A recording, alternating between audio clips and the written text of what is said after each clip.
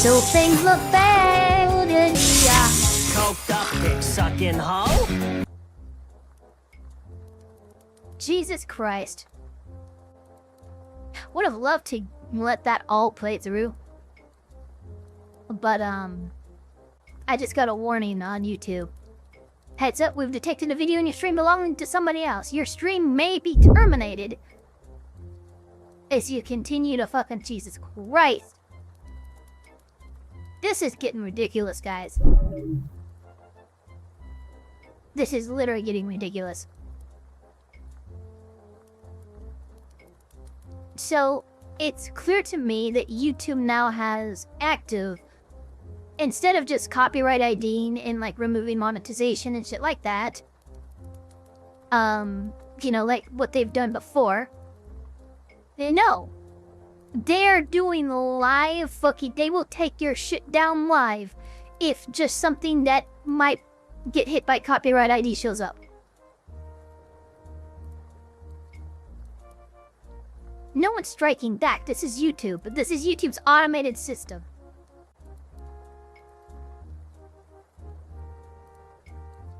I'm waiting for the warning to go away. Hopefully it'll go away.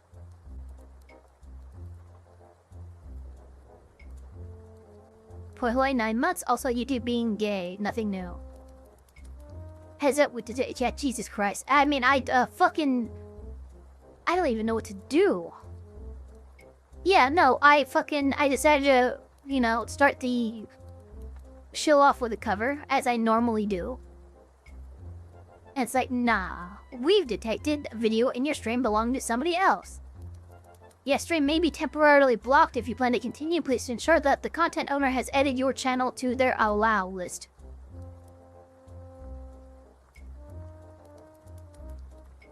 Jesus, that's just a nasty taste. And they decided to leave. I'm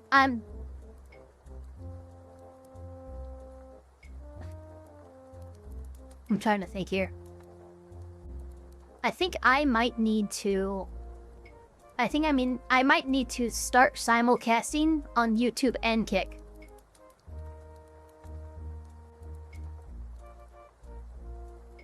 There we go. Okay, the warning finally is gone. So it doesn't think that I'm fucking copying anybody. God damn it. It could be the video from the show itself that triggered it. Aim was the audio and the video. So it doesn't really matter. I know what to do. Headpads. Thank you so much, Richard Cotamone, for the headpads. Let us move on here and just actually get to the stream, shall we? Hello, everybody. In the chat, who's currently chat, Festiva, Francis Karma, Mick Skittles, This Fantasy, Nico Manhara Fox, Allard Peace, Purple Compile, Any the Cat,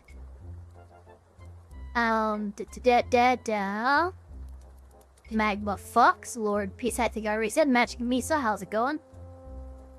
Welcome to House Carl.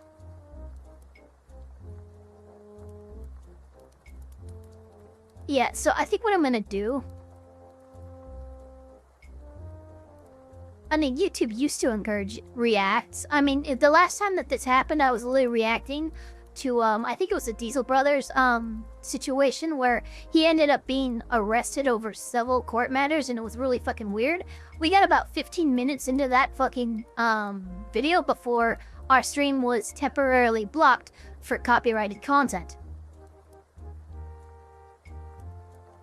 So, what I'm gonna do, and it's not gonna be, it's not gonna change anything on YouTube really, but I think I am gonna start simulcasting on Kick at the same time. And then with that, what I'll do is, basically I'll still react to things normally, but that will allow people to hop over to Kick if YouTube decides to temper. Because what'll happen is I'll react to a video, YouTube will take it down for that time, and then as soon as I move on to the next video that isn't copyright ID'd, it will unblock the stream, and then everyone can see it again. So what I'm gonna do as a mitigation factor is I'm gonna simulcast YouTube and Kick, and then when YouTube decides to be a dick, people can just jump over to the Kick chat and continue to watch uninterrupted, and then, you know, come back to YouTube when YouTube stops being gay.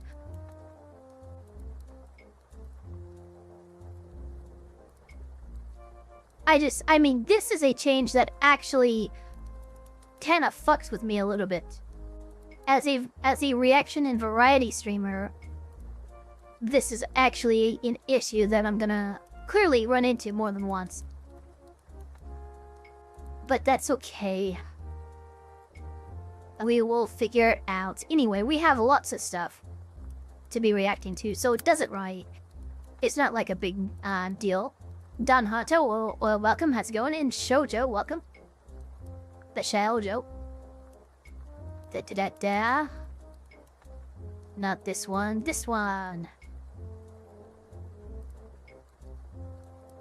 Alright, so let's go ahead and by the way, this is another Legend of Zelda soundtrack. The Yarrow pregnancy period has been complete. Oh my god. This would Meteor, thank you for being a Euro for 9 months. That's awesome.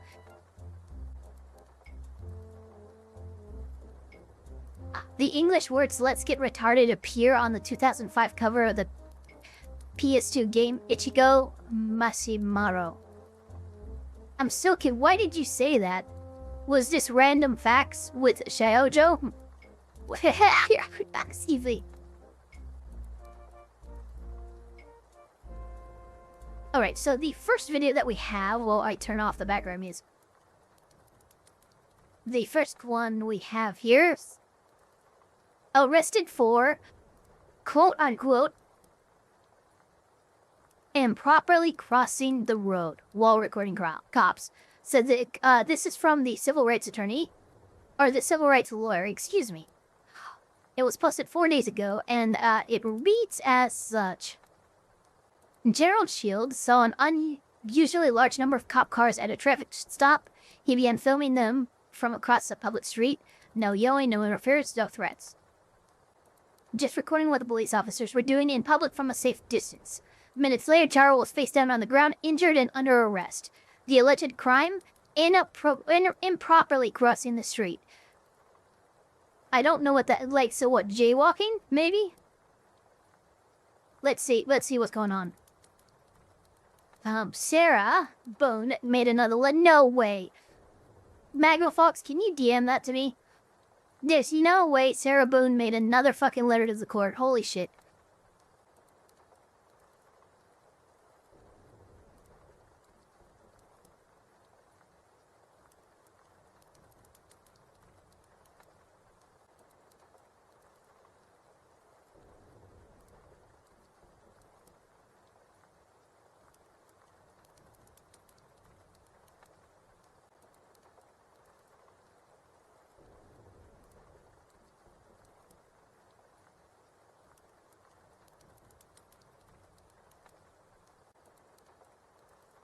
Oh, and thank you, Joe, for being a member for 7 months. That is the...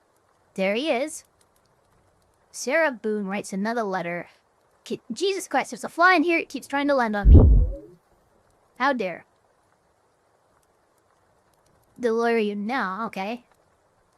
Sarah Boone, Sarah Suitcase Trial. Why do they never include the fucking actual link to the letter? Hold on. Sarah Boone. New letter. Since that ago, no, that's not it. 10 months ago, 9 months ago. Last year. What the fuck? What's up? What? Is less than... Hold on, let's see here. I just want to see something real quick. Docketed August 29, 2025 is going to the initial bridge shall be served within the 60 days for the date of this order. This is a appeal to the state of Florida. I don't care. I don't care right now. I'll have to wait for a little bit more info to come out. This is 40 minutes, and that's like, it's a little long to be reacting to on my...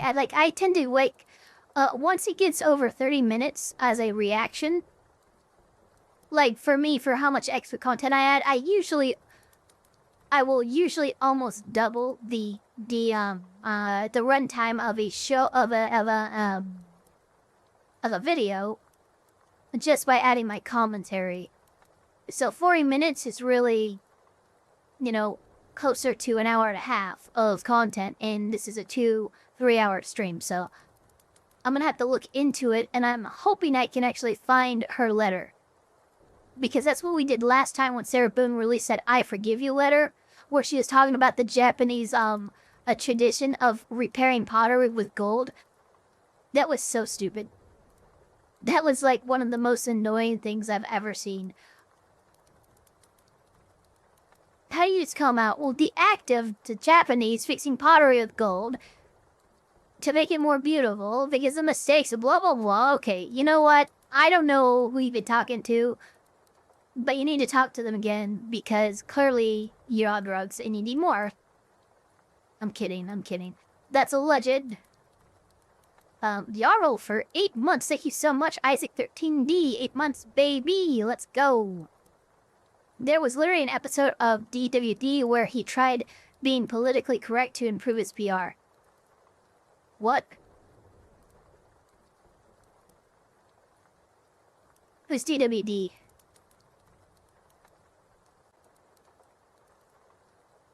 Wait, wait. How is DWD? Let's just put the, I don't know. The Division of Workforce Development?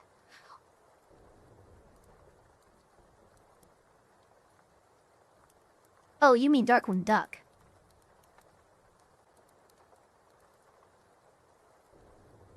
I like the Jewish tradition of forgiveness. They have to ask people they know they've wronged for forgiveness.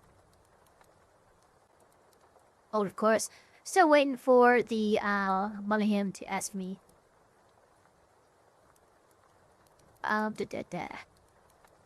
Maybe we can use something else sticky to repair the pottery instead of gold. Deadwing Duck. Okay, that's just rude. Darkwing Duck was fucking based, let's be real. That being said, let us get back to the actual video in hand. Arrested for improperly crossing the road while recording cops. Let's see what's going on here. When you cross the road, you're supposed to cross at a 90-degree angle. You're gonna go to jail. All right. Don't. This is Gerald Shields. Okay, well, I mean, hold on. I couldn't even... See, that was so fast. I know that was like the cut, the highlight, but When you Jesus, cross the road, you're supposed to cross at a 90-degree angle. You're gonna. Oh, come on with this fucking bullshit. Let me do, YouTube Studio, and then you again. I hate when you do that. Go to jail. All right. Don't. This is Gerald here we go. Shields. Hey, good afternoon, everybody. He saw an unusually large number of cop cars at a traffic stop. See, we have 1, 2, 3, 4. He began filming them from across the public street. No yelling, no interference, no threats. Just recording what the police officers were doing in public from a safe distance. Nope. But minutes later, Gerald was face down on the ground, injured and under arrest. Yeah, you have to, guys, you have to cross the road at 90 degree. What is that? What is that fucking, I'm sorry. Just one more time, please. When you cross the road, you're supposed to cross at a 90-degree angle. I do. At a 90-degree, you let perpendicular to the road. Oh, Jesus Christ, that's so funny. Alright, here we go. Minutes later, Gerald was face down on the ground, injured and under arrest. Dude. Everybody, All right. don't call. Putting him in the car. The alleged crime, Damn, that was pretty- improperly crossing the street. What's the You charge? improperly crossed the road. You're gonna go to jail. When you cross the road, you're supposed to cross at a 90-degree angle.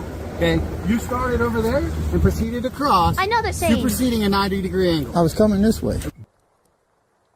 superseding, and no, look, the fact is,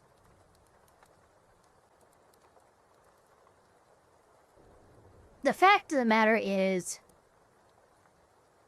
this is retarded. I mean, maybe there is a law in this state somewhere on the books about crossing completely straight, you know, perpendicular to the road, right? Maybe there is such a statute in place, whatever jurisdiction this is. the fact of the matter is, there was a bunch of fucking cops being recorded. They didn't like it, and they used this fucking bullshit law to brutalize a man. Like, that's what happened. Sure, maybe the law exists, but does that give them agency to slam a man to the ground and put him in cuffs and arrest him over what is literally a citation? That's citation worthy, nothing more. So, I mean, yeah, the law might exist, but it was clearly inappropriately enforced here. And it was inappropriately enforced because the only thing that these cops could rely on to get this guy to stop recording them. But as it turns out, that wasn't actually a crime. The officers were just harassing Gerald because he was filming them. They didn't even deny it. You guys is just harassing me. That's all what you're doing. No, but you're harassing people too. These gentlemen are just trying to invite. But you're...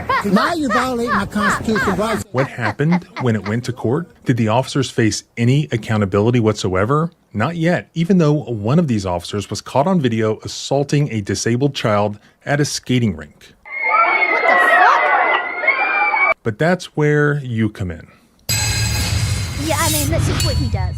So, for those who don't know, the civil rights lawyer is somebody who quite literally, like, they will have stuff sent to them and stuff like that, but they will also go looking for these civil rights infractions and violations, and then they will use their platform to blow it up. And usually after he covers a story like this, the offending police station usually is required to take action.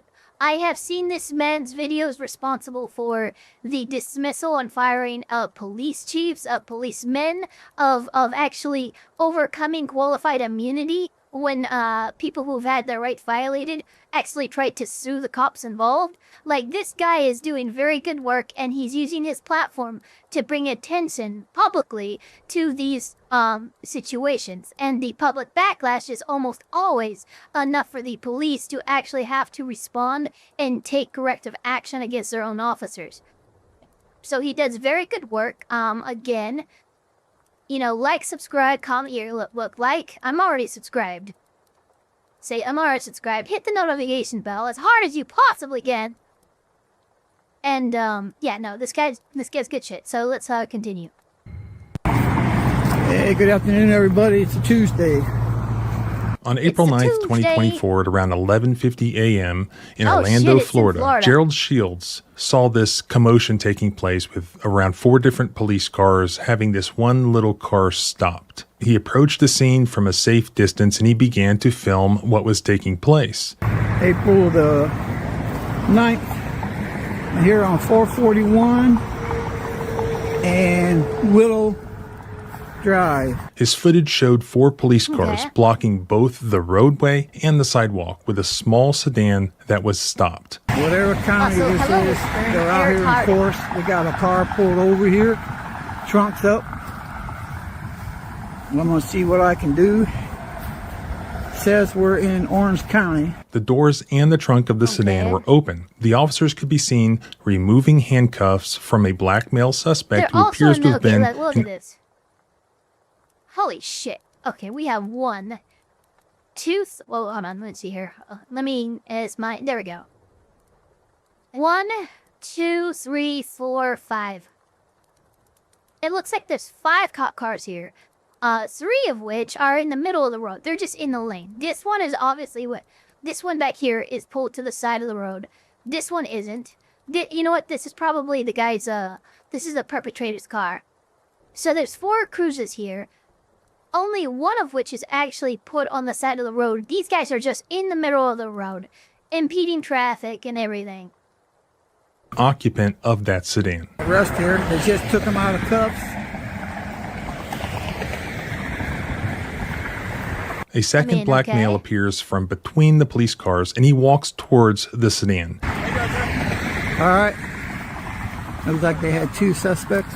He's not in handcuffs and he's walking around the scene freely. There appears to be no police tape present, nor any indication that any emergency or dangerous situation was occurring. One of the officers notices Gerald filming from across the street, asking, "Can I help you, sir?" Gerald replies, "Nope." Nope. Then the Okay. officer turns away from Normal. him and returns to whatever he had been doing. Still on the other Yeah. side of the road, Gerald scanned the scene with his camera, counting the number of police cars that were involved in the stop on this single Hi, sedan. Ravenfire. See, we have 1, 2, 3, It looks like 4. 4. Yeah. 1, 2, 3, 4 4. cruisers. Goddamn. Orange County. Sheriff's car.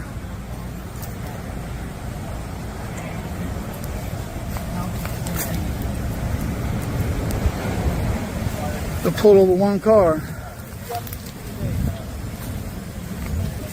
Okay, that other car is like not even in the road. That's One kinda of the funny. two black males, who appears to be the driver of the sedan, can be seen standing just outside the open driver's side door of the car. He can be seen reaching into the car, totally unsupervised by the officers involved in the stop, who are apparently Yeah, what unconcerned the about hell? any safety threat posed by these unsecured and California. unsupervised. It said there's Orange County, Florida, and then there's Orange County, California. There's far too much green and happiness here for this to be California. Occupants of Trust this me. sedan. Volkswagen Jetta. Once again, we're on the corner of Willow Street and Orange Blossom Trail. The 441 westbound, heading towards home. Meanwhile, the officers appear to be talking to the other occupant of the car, who is also unhandcuffed Like they got stuff they bagged up there. and freely walking around the scene of this stop. As the driver waits near the driver's side door, Gerald, still from the other side of the road at this point, speaks to him, asking him if the officers were harassing him. Why did they pull you over, man? Hey, they harassing you? They harassing you? The driver just shakes his head no, as if to answer no. I mean, look. It's probably still going to be a violation, but now you're... I don't know about this one. Because now you're actually talking to one of the suspects. Or like, yeah, he's completely over here alone. He's not attended by any cop or anything like that. But I imagine the second that you spoke up to call to him, this is the second that cops had a problem. Because we saw earlier, I think this guy over here, we saw him fucking say, "Can I help you, sir?" And he said, "Nope." He's like, "Okay." He just walked and continued doing what he was doing. I guarantee you things are going to start escalating after he decided to talk to this guy. That's probably like the trigger point or the catalyst of what caused these cops to be fucking retarded. I'm not saying it's right, but I'm just pointing out this is probably where things start to go downhill. You said they were treating him right. They bagged up a bunch of stuff. I don't know what it is. Gerald continues to film as the officers return to the sedan and reopen the trunk of the car. Now they're gonna open up his trunk again.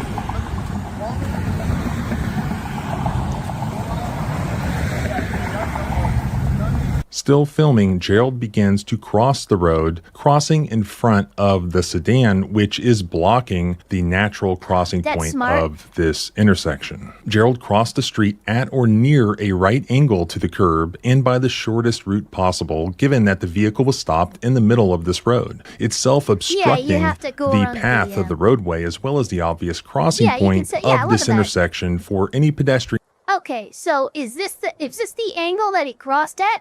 Because him having to go around the sedan is not an inappropriate crossing of the road. The stop is inappropriate.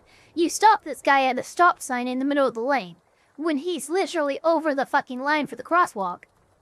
Such as Gerald. The arresting officer, Deputy Alex Vesco, alleged that Gerald walked when he crossed the street, quote, in a diagonal path, then turned to a straight path to walk on the other side of Willow Street, end quote. Purportedly What? in violation of Florida Statute Section 316.130, subsection 12, as well as Section 316.130, subsection 14 of Florida statutes. Deputy Vesco initiated contact and demanded ID from Gerald, to which Gerald informed him that his ID was in his car, which was parked further down the road. Do you have your license? You can't walk on the road like that.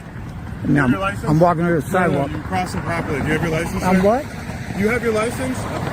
Have I committed a crime? Yes, you did. No, I didn't. This is subject stop. Are you going to give your license, sir? What's the what? What's the charge? You improperly crossed the road. You have your license? What do or you not? mean improperly? What was that? All right, this is your last chance. I'm asking what the... You're going to go to jail. What the law is. You have your... I don't have it on me. Wow. It's in my car right yeah, there. there it was. Let's identify you real fast.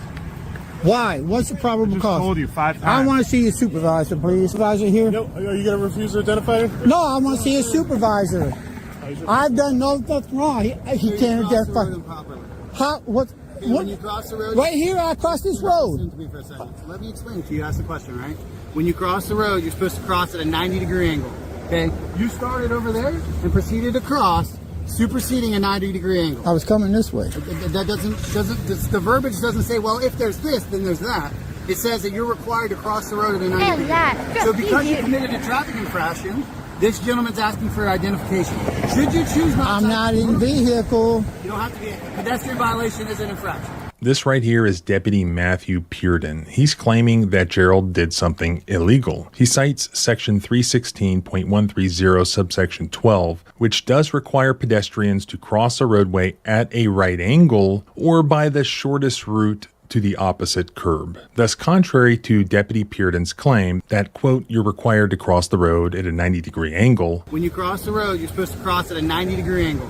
Okay? You Yeah, started over there you got and half proceeded the to way. cross, superseding a 90-degree angle. I was coming this way. That doesn't... Although he used the word supersede, and I don't think he quite understands the meaning of that word, because supersede, I believe, means to replace something, not to exceed something, which I think is the word that he was actually looking for. So contrary to Deputy Pearden's claim, Gerald was not actually required to cross the road at a 90-degree angle, but rather just by the shortest route. And it wasn't alleged that Or Gerald by the could have shortest crossed route the to the road opposite at a curb. 90-degree angle, where they had to stop the vehicle as well as numerous police cars and officers blocking that crossing, because otherwise he would have walked straight through their scene and they would have arrested him for that. Nor was it ever they would have. alleged that Gerald did not use the shortest possible route, which we can see from the video footage that he apparently did. So what happens here where a police officer doesn't understand the law, actually? That's come up before. A police officer's mistake of law as to what constitutes a traffic violation or a pedestrian violation cannot provide reasonable suspicion to justify the traffic stop. That is actually Florida law. The other statute that they cited, section 316.130 subsection 14, prohibits crossing a roadway in disregard of approaching traffic. There was no allegation that Gerald crossed in front of a vehicle, nor in any way impeded any vehicular traffic. Florida courts have consistently held that a person cannot be lawfully arrested for resisting without violence unless the officer is engaged in the lawful execution of a legal duty. Here, because the officer's order to identify himself was not lawful, in that it was not supported by reasonable suspicion that any crime had occurred,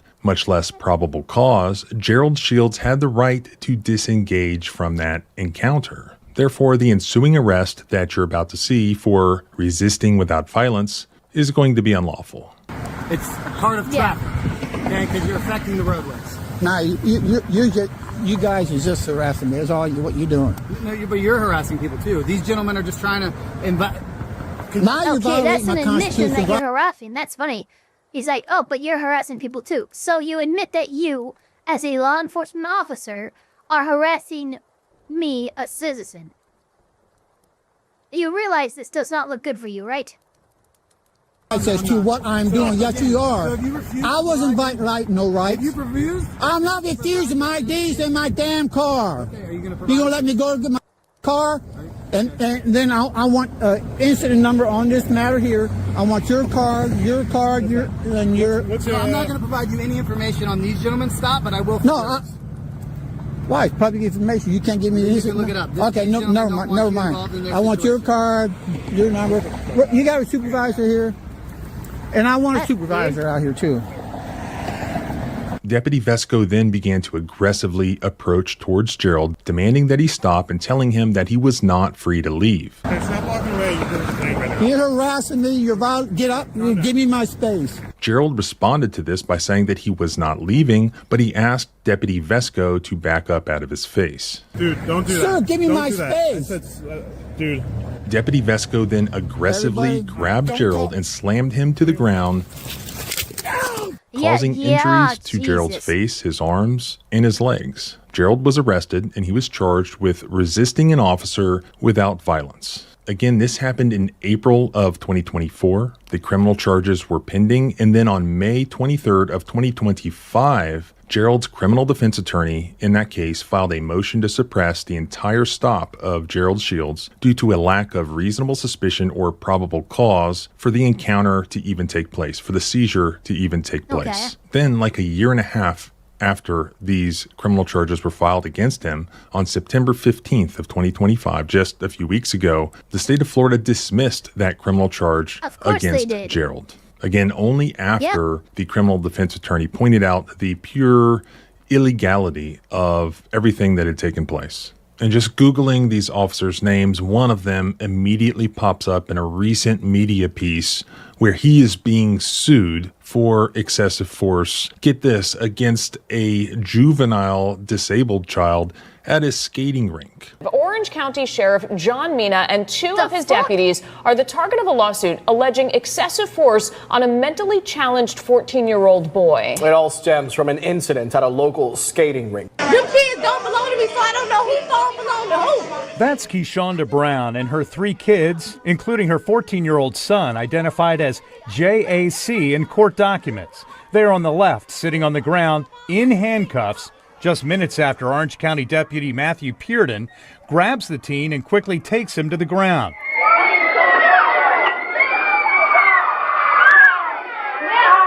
It took just seconds, Jesus. followed by screaming from his young siblings and others.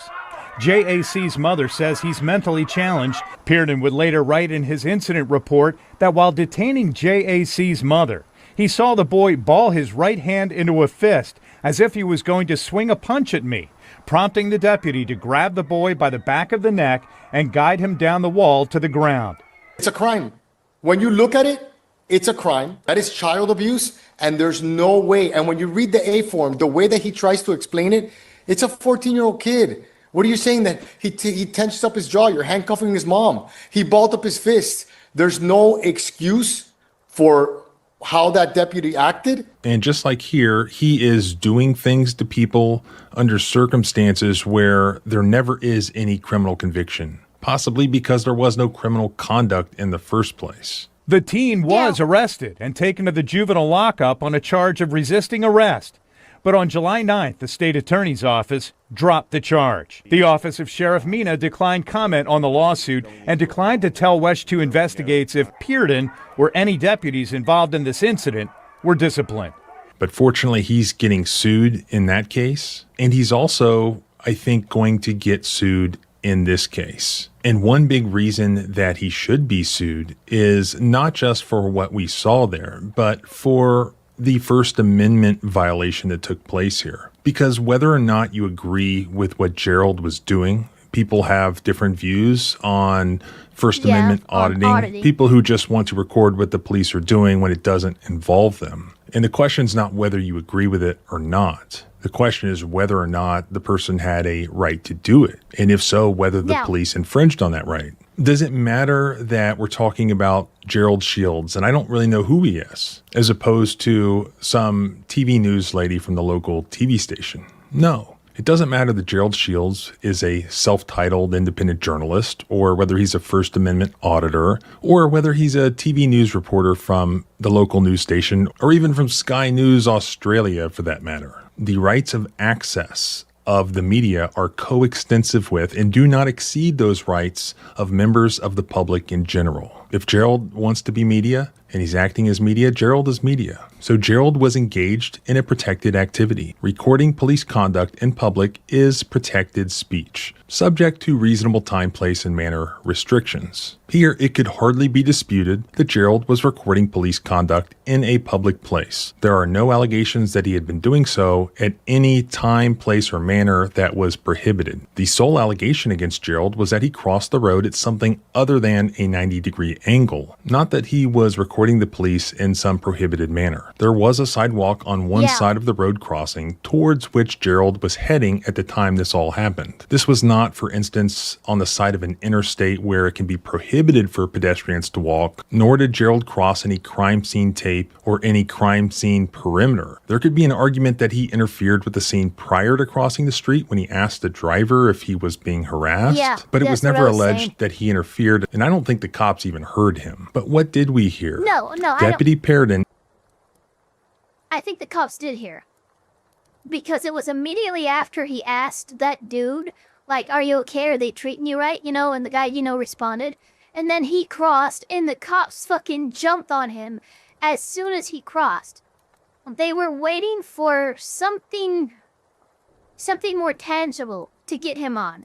And I guess because he did not cross at an exactly 90-degree angle, they thought that was enough to get him. They arrested him because of his recording, then because of him talking to that suspect. That's why they arrested him.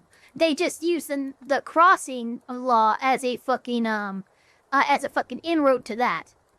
Instead acknowledged that they were detaining and demanding ID from Gerald as a form of harassment. You guys are just harassing me. That's all what you're doing. No, but you're harassing people too. These gentlemen are just trying to invite. Now you're violating my constitutional rights. Because they deemed what he was doing, just recording their activity, to also be harassment. Never mind that the courts say he has a constitutional right to do so. They don't care.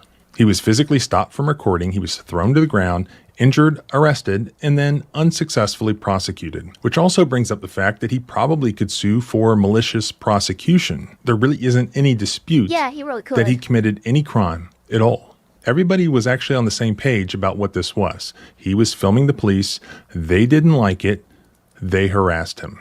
I'd love to hear what you think about this in a comment, because the lawsuit has not been filed yet. And as far as I know, there has been no discipline to any of these officers, especially the one.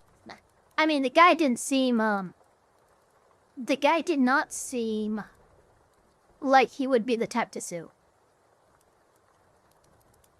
Maybe I'm wrong. I really hope he does sue. I really hope this guy is, you know, held to accountability. But sadly, a lot of people who have a right to sue and really could get through, they're like, yeah, I don't want to deal with it. You know, I don't want to deal with the headache, which I get, but like, bro, your civil rights were just like literally violated hardcore.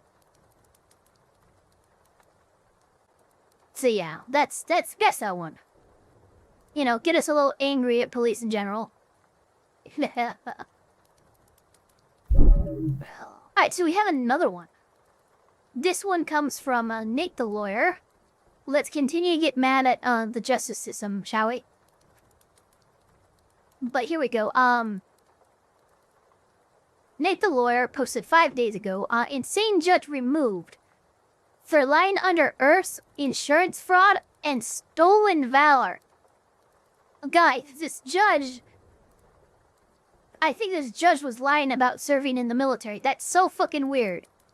That's so weird to hear. But apparently this judge was just straight up, like pathological, you know? Judiciary Commission of Louisiana is recommending that Baton Rouge Judge Tiffany Foxworth Roberts be removed from the bench. And the reason is going to shock you, because the judge did everything from lie about her military history. After reviewing her military records that Foxworth Roberts at first refused to provide to investigators, and that she was never deployed to Iraq or Afghanistan, nor was she ever in any combat zone. Then the judge filed a false police report and insurance claim. Lying under oath, whatever. Look, shut up. Just shut up.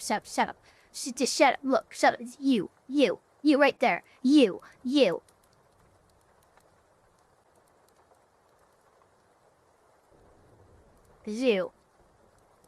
Why am I so fucking waggy? There we go. You. You don't say those words to me. I said lying under oath, not lying under earth. Dicks.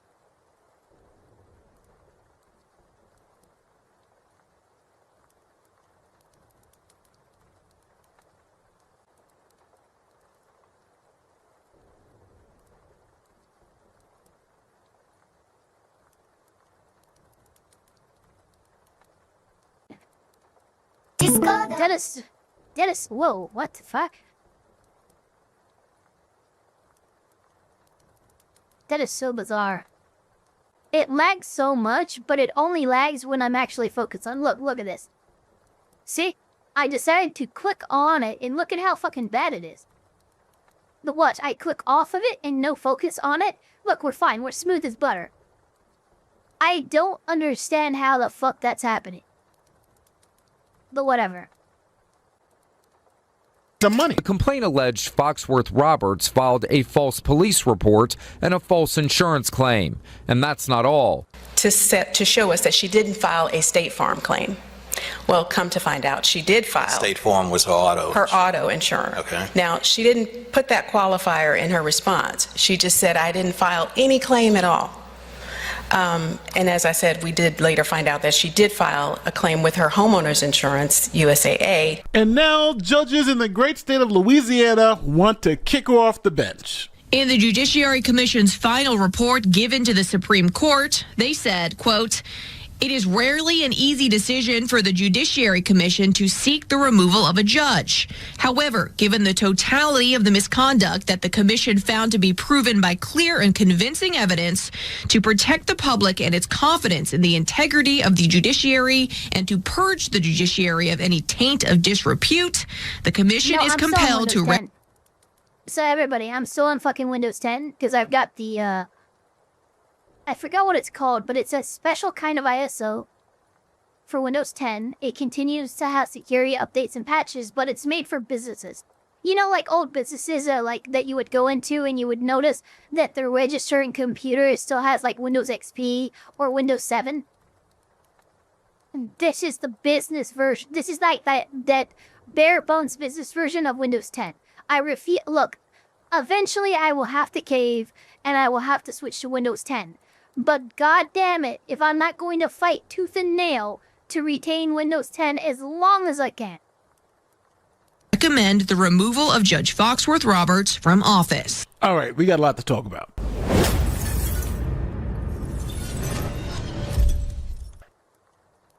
This is Judge Tiffany Foxworth Roberts. She sits on the 19th Judicial Court of East Baton Rouge Parish. Her official bio says she was a nurse in the Army and she achieved the rank of captain and is a law school graduate. But some of the stuff I just told you is not true. It all begins in 2020, a car burglary in a Baton Rouge neighborhood. Now, the judge says the car was burglarized right in front of her home. And here's the police body cam so you can see the judge telling police exactly what happened and exactly what was stolen. Is this a house or an apartment? A house. That call to police led a Baton Rouge police officer to arrive, his body camera rolling. Hi, I'm Tiffany Foxworth. Hello. This is my husband, Jonathan Roberts. How are you? Jonathan, nice to meet you. Since everyone was here, we were all out campaigning. I came back here. The cars are parked like this. And well, he just got here, so his car wasn't here. When we came back, that passenger side door was open. Okay. The glove compartment was open, and the car was ramshacked. But the thing of it is, the doors were locked. The soon-to-be judge gets very specific with what is missing from her unlocked car. He said that he doesn't think anybody broke in. That he said he thinks the doors were open. Can you come right back? Have you noticed that anything that was taken, like anything that was stolen? There was my makeup bag. Don't touch the door. Sorry. My makeup bag was right down there in the bottom, inside of my makeup bag.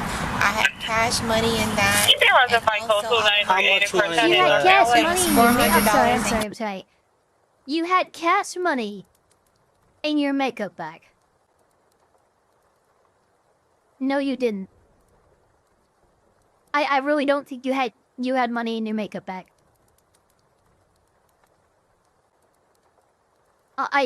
Maybe I'm wrong, but I don't think you did. Cash in that and $50 bills. 50? No. You had a stack of $50 bills in your fucking makeup bag. You are lying. You are lying through your teeth, girl. In the back of the car, my purse, it was a red purse right there with $3,000 in cash. My credit. Dude, you're just trying to get paid. This is ridiculous. Well, look, she just said she had a makeup bag stolen from her. Inside the makeup bag was a stack of $50 bills, apparently. And then also, her purse was stolen, which had $3,000 in cash in it. What? Shit's not making sense, guys. I'm sorry. I'd love to give people the benefit of the doubt, but you're telling me you had multiple bags in your fucking car with just stacks of cash in them. Cards. It's very rare for anyone to have thousands and thousands of dollars in cash on them anymore. Let's be real, everybody. My ID, our global entry. Foxworth Roberts also claimed a $900 laptop was also stolen. When did y'all notice the door open? About what time? Let me see, I can check it based on. There's a time frame. We can see around the neighborhood if anybody's got cameras on their house. Yeah, we do. It's about, let me see, about 6:08. If you wind up notice anything else missing, just give us a call back and have a list of items prepared for us so we can come and add it to the report later. Okay. Guys, this is a judge. Do you guys think the judge is a drug dealer? Here's the thing. There would be no, like you got, oh, come on. I feel like that would have been included in their motion to remove this woman from the bench. You guys are adding a lot of speculation here. Hey, must be a drug dealer. Sounds like a drug dealer. When she's a fucking judge. I'm just saying. If she was a drug dealer, or if you're a drug leader, it just seems a awful big leap, guys. Really, really big leap. Alright. Thank you so much. But other than that, that's it. Okay. I'm sure they can. But here's the thing. In this motion, in this effort to remove the judge from the bench, do you not think that would be one of the reasons listed? The fact that it's not, and the fact that an easier explanation for her claims that she had multiple bags in her car with thousands of dollars of cash in each and single one of them could just mean that she's lying about what she had in the car. Often the simplest explanation is usually the most accurate one. I'm not going into the drug-dealing judge conspiracy just because she claims she had money in multiple bags in her car. I don't think the money exists, guys. That's where I'm going with this. Thank you so much. And Foxworth Roberts did. 2 days later, the Office of Disciplinary Counsel found she added additional items on Monday, March 2nd, 2020, claiming her Rolex, David Yurman bracelet valued at $1,000, her passport, shoes valued at $500 were all missing. Investigators say it didn't end there. Insurance claims were also filed for an additional David Yurman bracelet and diamond engagement. You guys all start speculating more. I love it. You dick there. Let's hear some of these. Maybe she's getting paid by the mafia. Maybe Judge gambled her husband's money away and lied about money to cover up her habits. I love these. These are great. I'm not mad at anybody. I'm just saying it's a lot of speculation. If I were a cop, that's what I would first suspect. Why would you not just assume she's lying? I mean, really. It's actually another thing, too. Like, drug dealers know not to be caught with large amounts of cash on them. I don't see a drug dealer reporting, hey, I have multiple bags of thousands of dollars in 50s and shit, which, by the way, no one's fucking dealing drugs in 50s, everybody. I'm just saying, the more simple explanation, if I was a cop, if I'm writing this down, she's lying about all these things that are missing in her car because she wants some money. She wants to get paid. She's not going to, but that's her fucking MO here. Because a drug dealer would not admit that their drug money was in the car that was just stolen from. The drug dealer might not even talk to the cop about it. right? I mean, let's look at the culture there, and then look at what is being speculated. I don't think they match. Ring that were also missing. So now, do you think the judge lost $40,000 worth of jewelry in her car? Absolutely. She just has $40,000 in jewelry laying around in her car. Here's a quick message from the sponsor of this video, Crypto.com. And remember, I'm Nate the lawyer, not Nate the finance guy. Nothing here is financial advice. Always do your own research before investing. Sorry, buddy, we're jumping ahead. I don't want Now, crypto when police investigated, they discovered it seems like the judge lied about the theft. I'm not saying that she lied. There you go. I'm saying that. You're all wrong. You're all wrong, and I'm right. I fucking knew it. Jesus, guys. that she stretched the truth. This is the complaint that launched the investigation into Foxworth Roberts 4 years ago. It was sent anonymously in May of 2021 by someone who said they, quote, sat by and watched her conduct bring disrepute to the judiciary for over a year. The 4-page letter mentions how the complainant says she lied to police when she reported a car burglary in 2020. This is where the problems for the judge began, in the Sherwood Forest neighborhood, when she says her car was burglarized while she was Look. It's why you watch me. I'm easy to bait, but you guys totally baited me. Did you bait him? Campaigning in February of 2020. Now, despite being a criminal attorney and knowing the law well, the judge moved her car from the scene of the crime to her home. According to the OSC report, Judge Foxworth Roberts never clarified to police that the burglary, in which she claims more than $40,000 worth of jewelry was taken, didn't happen in her driveway. So why does this even matter? Well, the judge wanted to file an insurance claim on the $40,000 of jewelry she had in that car. Now, if that car was someplace else, then she couldn't file an insurance claim because the car insurance only really covers the vehicle and not things within the vehicle. But her home insurance would cover any losses that happened on the property. So by the judge saying the burglary happened at her home insurance would cover it. Now, the judge was specifically asked if she made an insurance claim for... I get it. Oh, this is the insurance fraud. That all kind of clicks now. Okay, I get it. So okay. the losses in the car, the $40,000 in jewelry. And the... Nico Manhera, did you just say you're a masturbator? Judge told the authorities she didn't file an insurance claim. But when they looked, they found out she actually did. And that insurance claim, they believe, is fraudulent. Counsel, on the insurance claim, in reading the record, there was some issue as to whether there was a misunderstanding as to whether it was a homeowner's claim or a vehicle claim. So what was the particular question that was posed while she was under oath? Was it whether you filed a claim or whether you filed a homeowner's or whether you filed an auto claim? Just to be clear, this was our initial inquiry, our written inquiry to her that I'm referencing right now, which is not under oath. Okay. We send a respondent judge a copy of the complaint along with specific inquiries, and the question was whether you had filed an insurance claim. Okay. Didn't specify auto, homeowners, and insurance claim.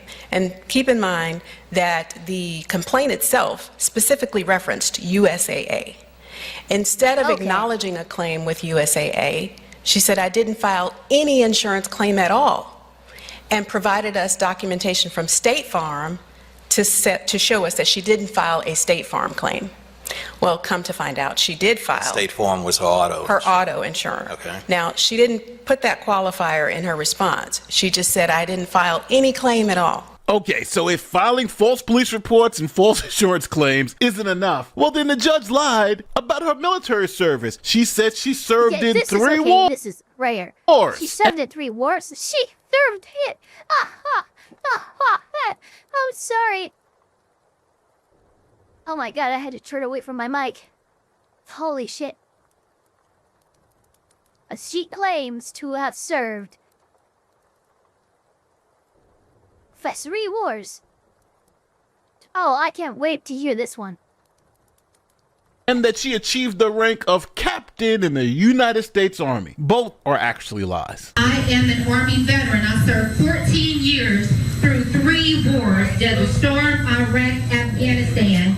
misrepresenting her military service. Foxworth Roberts told the commission today she had a, quote, failure in judgment, candidness, and openness. She acknowledged campaign ads that said she was an Army captain were false, telling the commission today that she never served in a combat zone and never served in Iraq, Afghanistan, or Desert Storm as her campaign ad suggested. She was discharged in 2010 military? as a first lieutenant, saying today, quote, As a first look, okay, so she was in the military, but her claims of what she did in the military were false, and her claims of what rank she left and was discharged on was also false. She was a first lieutenant, not a captain. That's bizarre. I mean, how maybe many of you guys might know more about this, about military and stuff like that, but it's stolen valor more common amongst actual ex-members of military, like people just overstating what rank they left in and stuff like that? Or is this kind of like even, like, I know stolen valor happens a lot, but I thought it was usually citizens who like just, yeah, you know, I served on the fucking, the whatever the fuck, and then he's like, no you didn't, you were never a fucking, I thought that was more common, but this kind of makes me go, is it maybe just as, or maybe a little less common, but still common enough for lower ranked individuals who are discharged at, you know, lieutenant, colonel, whatever, to actually report and misrepresent the truth and say, yeah, no, I left in as a captain. You didn't leave as a captain? What the fuck? I've never gone in front of the promotion board. But the judge said she had a very, very, very good excuse why people are confused on whether she was a captain or a first lieutenant or she served in all these wars. It's because she was asked confusing questions. Here's her attorney explaining it. Mr. Irving, I want to follow up on that because to me this is an important point. I can understand the confusion that comes from a campaign, and she has folks that are fine, upstanding citizens that are saying, it's my fault, I'm responsible. I think that it's reasonable that we could accept that. But what that doesn't answer is what we just talked about. We're not talking about a person off the street. This is a lawyer and a judge. And they're being asked a question twice. You were in the Army and you were a captain. I would think any rational person would correct them, knowing that that's untrue, and say, oh yeah, I was in the Army, I was only a lieutenant. Something to be proud of, not something to be ashamed of. Why twice did she not correct that misstatement under oath? And in fact, answering yes, comma, yes to the compound question seems to affirmatively affirm it. Did he just affirmatively affirm it? Look, that's technically right. That'll work. But let's be real, you used affirm 2 times in a row in a sentence. It just hits the ear wrong. Affirmatively affirm it. What the fuck? The only thing I can tell you to that is that it was a compound question and she was responding to the issue of being in the Army and responding to the question of being a commissioned officer. No, First Amendment won't apply to stolen valor. It doesn't, because that's just a straight up lie. And as a judge or attorney, you don't necessarily have to break the law in order to be removed. Okay?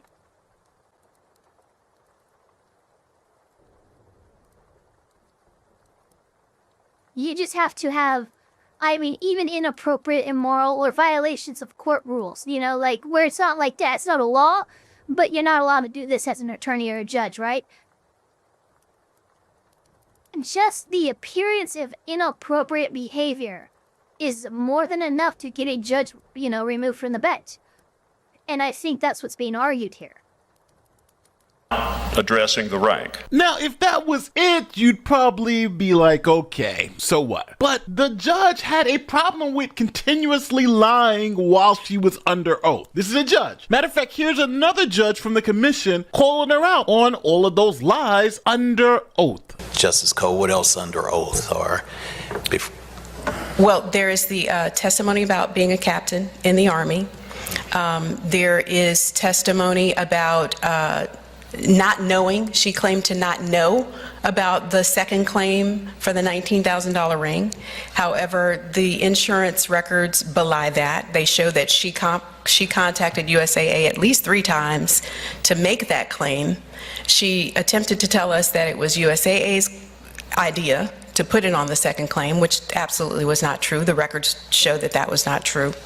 Also claimed that she never saw the ads that were run in the Central City News, which is just not credible testimony.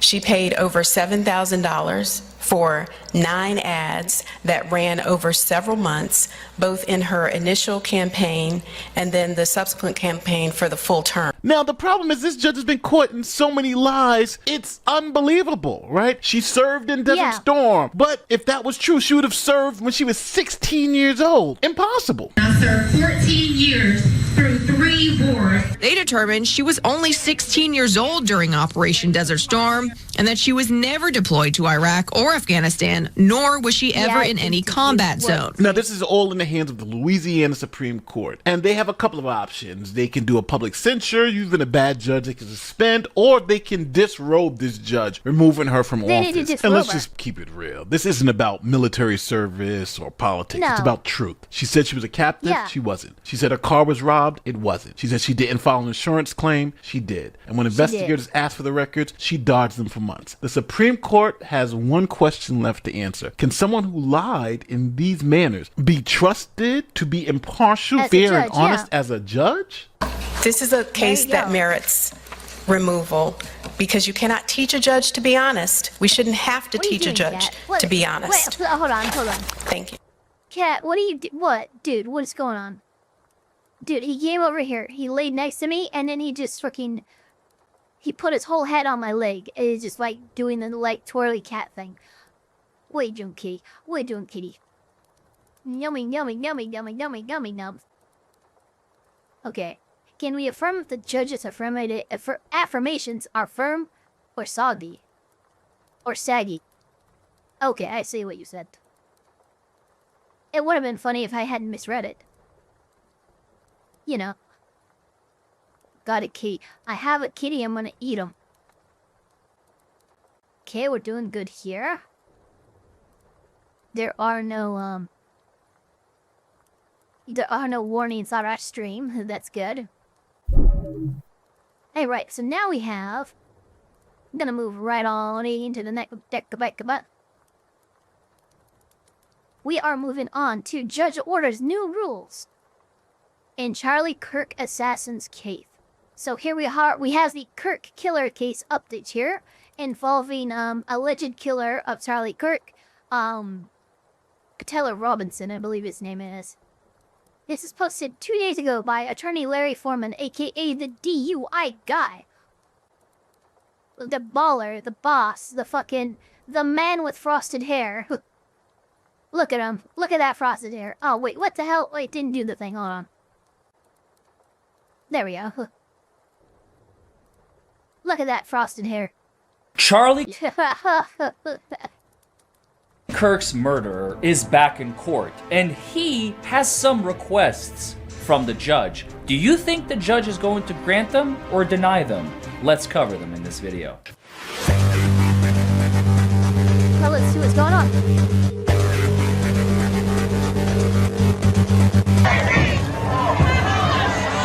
You must follow the law. The law says... Glorious. Is it a lawsuit? Probably. Why not?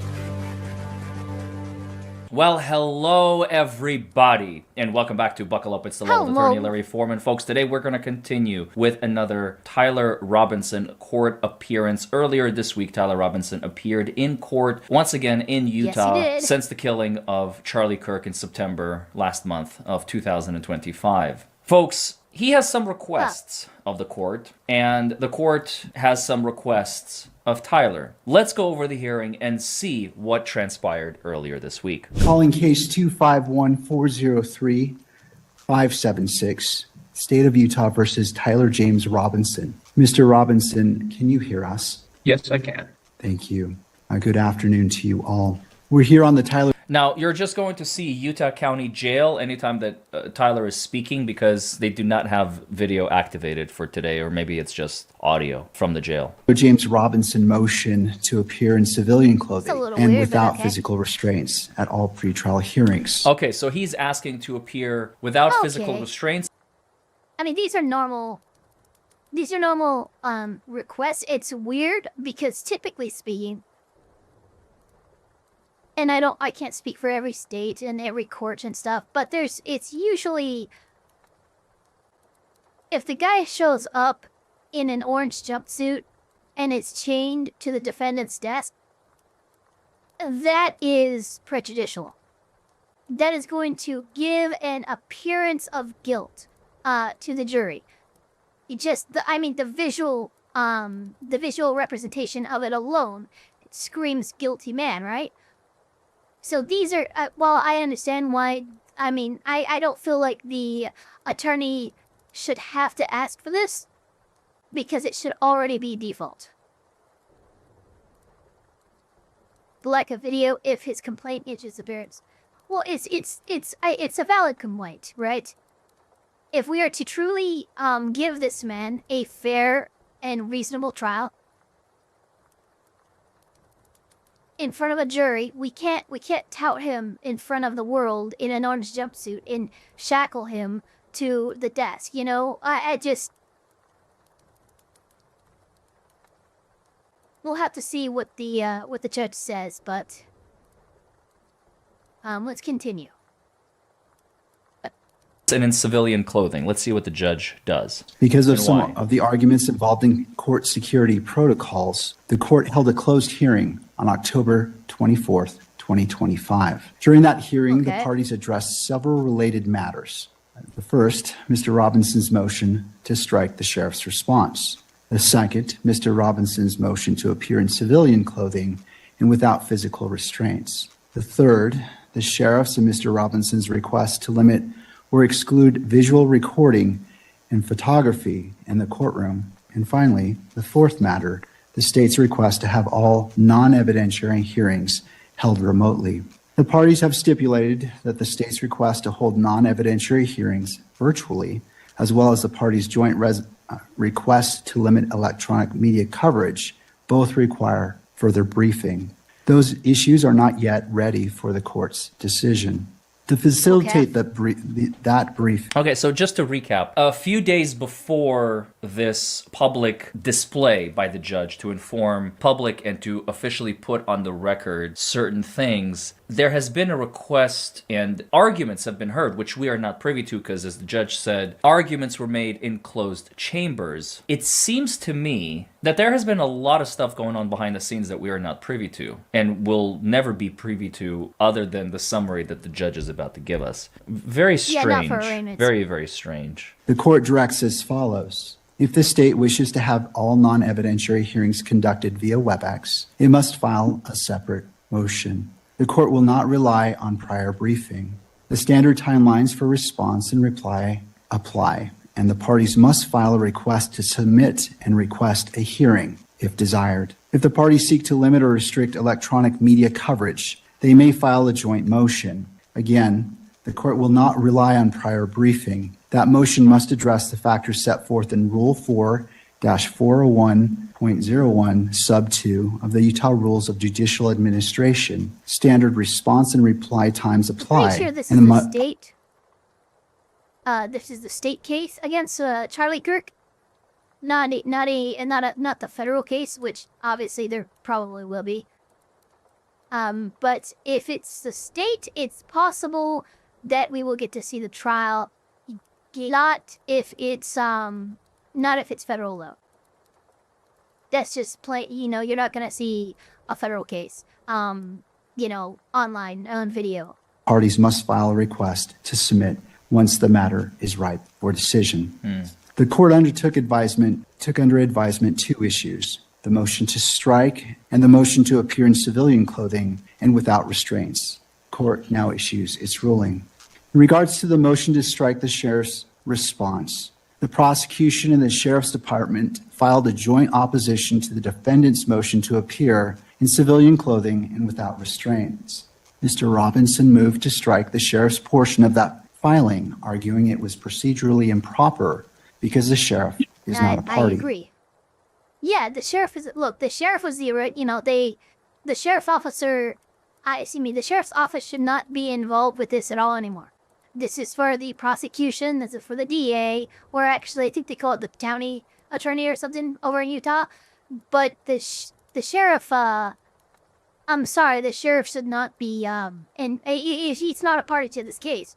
At the hearing, all agreed that the sheriff's department is not a party in this case. The state and the sheriff's office nevertheless argued that the sheriff may file memoranda as a non-party. Mr. Robinson disagreed, but did not. So it sounds like the sheriff tried to intervene in this case, basically arguing that court security protocol requires Tyler to be in restraints. And Tyler's attorneys argued that the sheriff is not a party to this case and therefore they have no standing. Although the judge agrees with that, it seems that he disagrees that they have no standing at all. He agrees that they have limited standing, which is interesting that the sheriff is trying to intervene here. Probably just for security purposes, if I were a betting man. Object to the court considering the sheriff's position on security.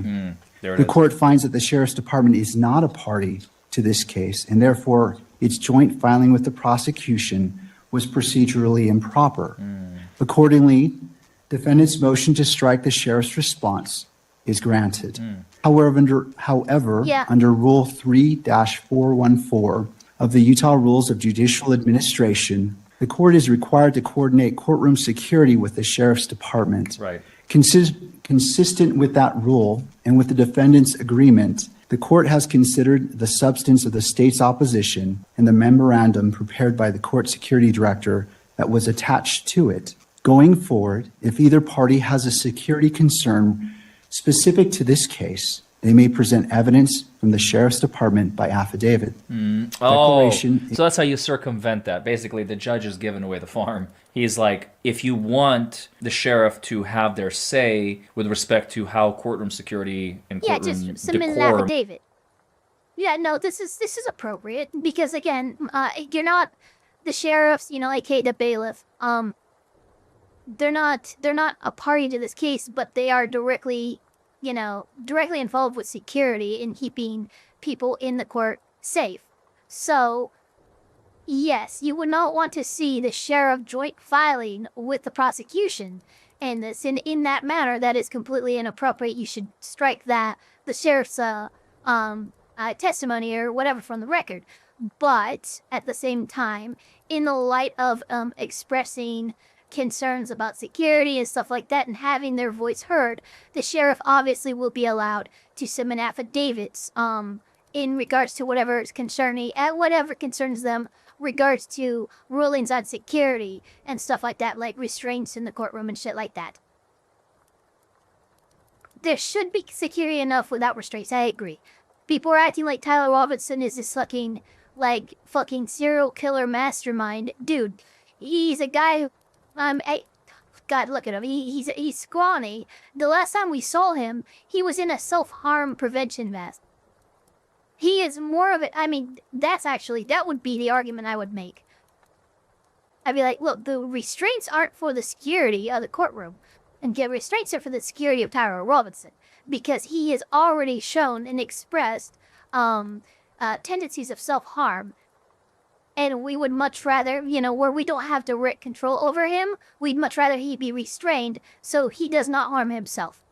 Maybe there's concerns that he might harm others, but the fact that he is likely to harm himself should be enough to he can wear clothes in the courtroom, but maybe he should be restrained.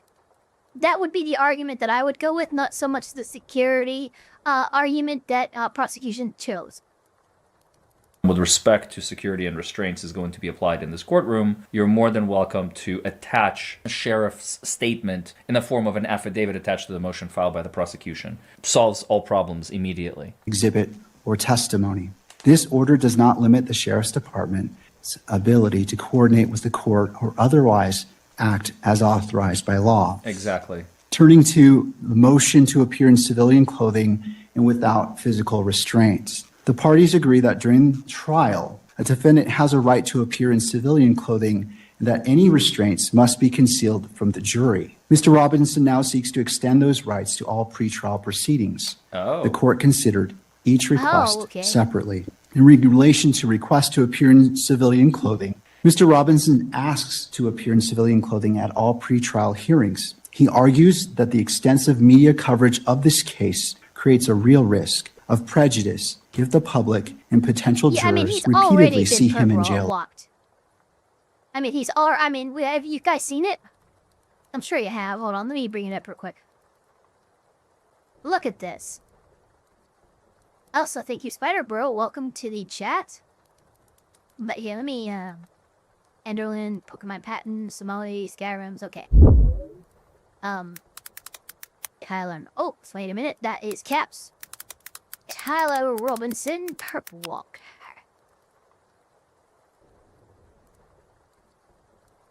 Oh, come on, where is it? Is it actually hard to find now?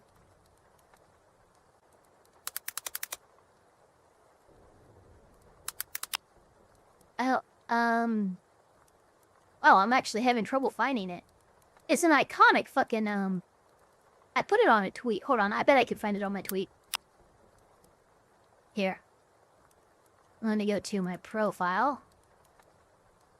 And I don't tweet an awful lot, so I should be able to just scroll down a bit and find it.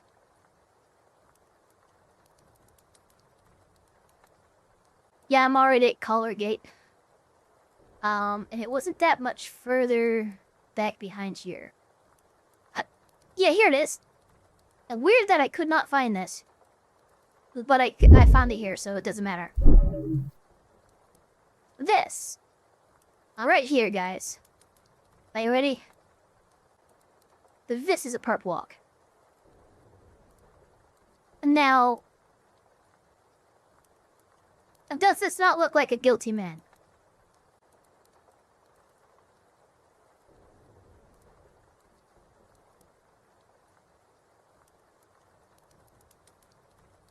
I mean, look at how, let's see here. 1, 2, 3, 4, 5, 6, 7, 8, 9, 10. This guy's got 10 people around him. He's in jumpsuit and he's in fucking restraints. Holy shit, man. I would think that this was Jeffrey Dahmer or something like that. Like, come on. Oh, this is Luigi Maggioni, excuse me. This is Luigi Maggioni. That's why. I know there was one for... I know there wasn't one done for Tyler, that's right. Because he turned himself in. Okay, but this is what, this is the appearance that Tyler Robinson is trying to make sure that, the court, the public, and, you know, the potential jury doesn't see. That is what Tyler Robinson is concerned with, and in the courtroom, I am inclined to agree, at least in regards to, the jumpsuit.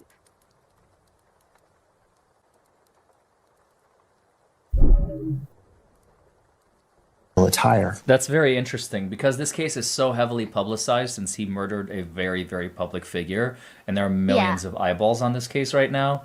It's kind of telling. The defense filed a motion asking for him to appear in civilian clothing at every stage of the pretrial conferences because otherwise potential jurors could be tainted by this case and by seeing him in jail attire. Normally, those kinds of motions are denied, except for day of trial, like, or week of trial, month of trial, whatever it's going to be. Anytime the defendant appears well, that's what's weird. Right? Like, at trial, yeah, he's going to appear in a suit or he's going to appear clothes. But the motion here is actually asking that he gets to appear in civilian clothing without restraints for every pretrial hearing as well. That seemed, and again, like Larry said, that's normally denied because there's no jury present for the pretrial hearings. I would say instead of maybe granting that motion, instead just make sure it's not recorded. You know, these pretrial hearings, maybe they shouldn't be open to the public. The trial should, sure. But I don't think any of the pretrial stuff should, just as the jury doesn't get to be privy to any pretrial shit, I don't think the public should be either. At least in this case. trial, it is 100% unconstitutional to have him sit there in jail attire and shackles. And I believe there's a Supreme Court of the United States decision on this issue. If there isn't, I'm sure every state has their own state-specific ruling. Yeah, now, do. having said that, because this is such a highly publicized trial and millions of people have watched this and are covering this, lots of content creators, including myself, obviously, are covering this video. His argument is that if they see him consistently in those jail clothes in those pretrial hearings, potential jurors and members of the public's opinion of Tyler could be that he is already like a convict rather than just a person accused of a crime. So it's going to be very interesting to see how the court rules on this one. The state, the sheriff's department, and the court security director opposed the request, arguing that jail clothing assists with safety and identification. The court has balanced these competing concerns. The case has attracted extraordinary public and media attention. Images of Mr. Robinson in jail clothing are likely to circulate widely and influence prospective jurors. Given the scale of that publicity. Oh, and maybe that's why he's not appearing visually. We can't see him because the defense asked for Robinson not to appear via In fact, I video. think one of my, you know what? I'm calling it out. One of my chatters, and I'm forgetting which one of you guys said it, but you can go ahead and put it in chat. You guys actually called that out immediately. Maybe because they're waiting on hearing the judge's decision on this motion to not appear, in his suit and everything. That's why there's no video feed coming from the jail, because right now he would be in his jumpsuit. So people couldn't see his image until the court rules, at least. The risk of prejudice is significant. However, Mr. Robinson's, as previously stated, Mr. Robinson sits before this court presumed innocent. And that presumption remains unless and until each element of every offense charged against him is proved beyond a reasonable doubt. Right. To date, this has not occurred, and the presumption of innocence remains. Balancing these factors, the court finds that Mr. Robinson's right to the presumption of innocence outweighs the minimal inconvenience of permitting civilian attire, and Mr. Robinson shall be dressed as one who is presumed innocent. Accordingly, the defense... So they're going to change his attire. So anytime he appears before the court, the jail is going to change his clothing to make him look like a civilian. Fascinating. Wow. Request to appear in civilian clothing for all pretrial proceedings is granted. Yeah, I mean, defense counsel is... I think under normal circumstances, Larry is absolutely right. You would expect to have that denied. But because of how much coverage this case is getting, and the just not popularity, but the infamy of it.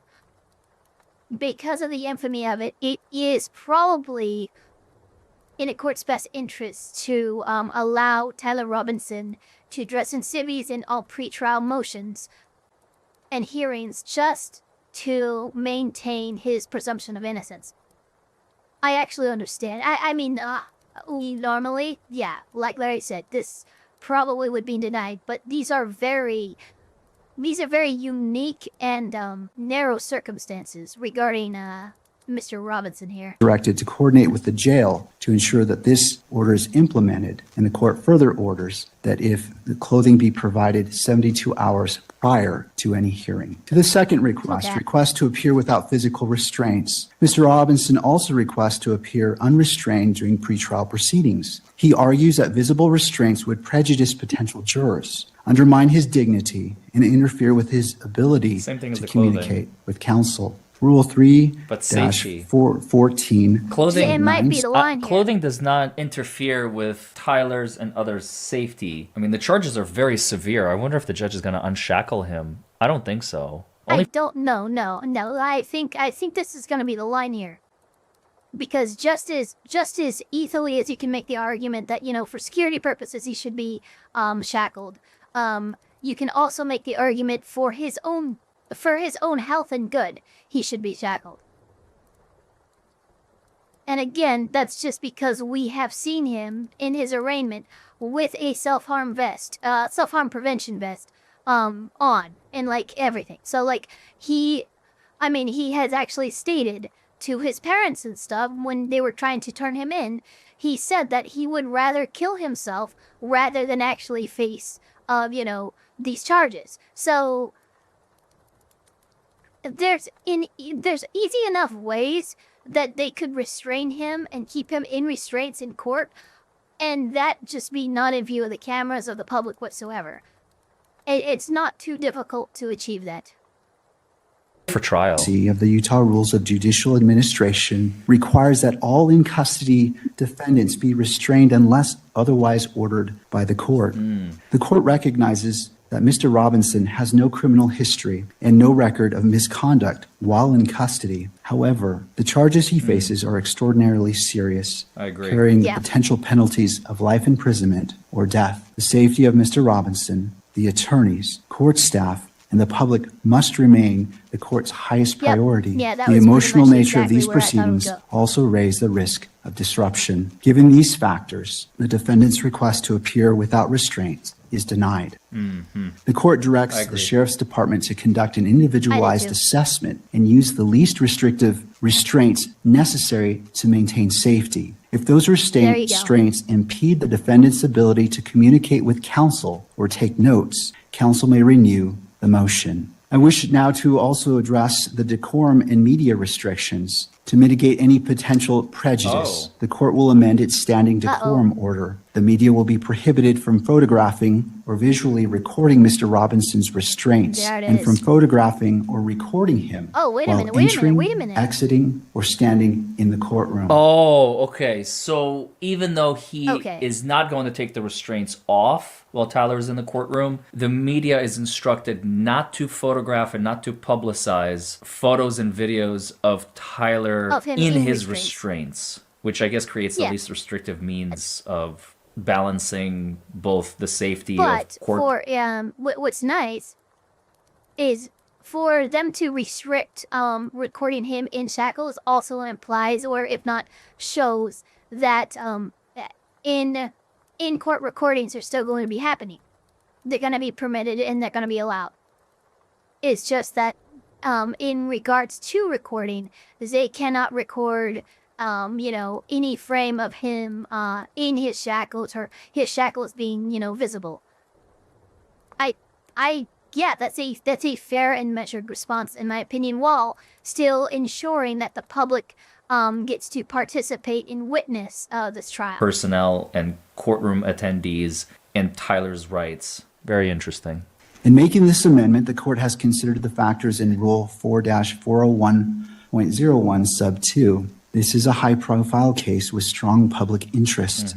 Restricting the recording of restraints strikes the proper balance between Mr. Robinson's right to a fair proceeding and the public's right to access and transparency. In conclusion, the court orders as follows. Defendant's motion to strike the sheriff's response is granted. Defendant's motion to appear in civilian clothing is granted. Defendant's motion to appear without restraints is denied. The standing decorum order will be amended to prohibit any visual recording or photography. So, I mean, this is an overall win for Tyler Robinson and his team. 2 of the 3 motions were granted. They didn't get the restraint one, but still 2 out of 3 motions granted on the defense's side, and then amended in court video recording and picture taking and stuff like that. I mean, I would say that this was a decent day in court for Tyler Robinson and his team. Or of the defendant entering or exiting the courtroom. This constitutes the order of the court, and a written order and ruling will be published shortly. Both defense and prosecution have stipulated to vacate the October 30th hearing. Additional time is needed to complete discovery and to file motions addressing whether non-evidentiary hearings should be conducted virtually, whether to impose any blanket restrictions on cameras in the courtroom, and any other motions that may arise. This matter is set to return before the court on January 16th, 2026. All right, so no more hearings this year. January 16th is the next hearing date. And again, on January 30th, and the 30th? 2026 at 1 p.m. Both hearings will be heard and held in person with Mr. Robinson present to address these issues in person. And that concludes the order of this court. And he will be in Counsel- civilian clothing with restraints, but the media is forbidden from photographing and videoing him in restraints going in and out of the courtroom. Fascinating. So yeah, any news out there who plan on being present in January of 2026 in Utah when this hearing resumes, when his court case resumes, you could get in a lot of trouble if you publicize photos or videos of Tyler in his shackles. Yeah. Just his civilian clothing. Okay. Thank you for being here, Mr. Robinson. We'll see you on January 16th and January 30th at 1 p.m. Court is now in recess. It's interesting what the court is doing. The court is basically doing like a balancing act between Tyler's rights and courtroom security. And so Tyler wearing civilian clothing, granted, it's not going to interfere significantly with jail protocol, identification, etc. Shackles? You get to keep the shackles on, buddy. But despite the fact that I'm ordering you to keep the shackles on, in the interest of fairness and justice, I'm ordering all media members not to take photographs or videos of you while you're in shackles. And then later they'll determine whether or not some of these hearings can be done remotely, and like they've been doing up until this point. And yeah, I'm looking forward to seeing how this case develops, folks. I'm very interested in seeing how it's going to develop. I hope you all learned something. As always, I love every single one of you. We're going to continue with the Raul Valle case, of course, and anytime something new comes up, you know I'm going to cover it. We'll see you guys. Bye, everybody. All right. Very nice. Very nice video from Larry Foreman, the DUI guy. Let's see here. Phoenix Fire says, legal question, can you still commit perjury during my hearing? Can you still commit perjury during it? Wait, can you rephrase the question? my brain is kind of stroking out. First Amendment, that is a breach of the First Amendment. They cannot tell the press not to cover or report. Yes, they absolutely can. Yes, they absolutely can. Because here's the thing. The First Amendment applies to private citizens more so than it does public companies or media companies, okay? So, if you, as a member of the press, decide to try to use your freedom of the press to trample on the constitutional rights of a private citizen, I'm sorry, but you're going to be superseded there. You cannot use your rights to trample on the rights of another person. So no, it's not a breach of the First Amendment.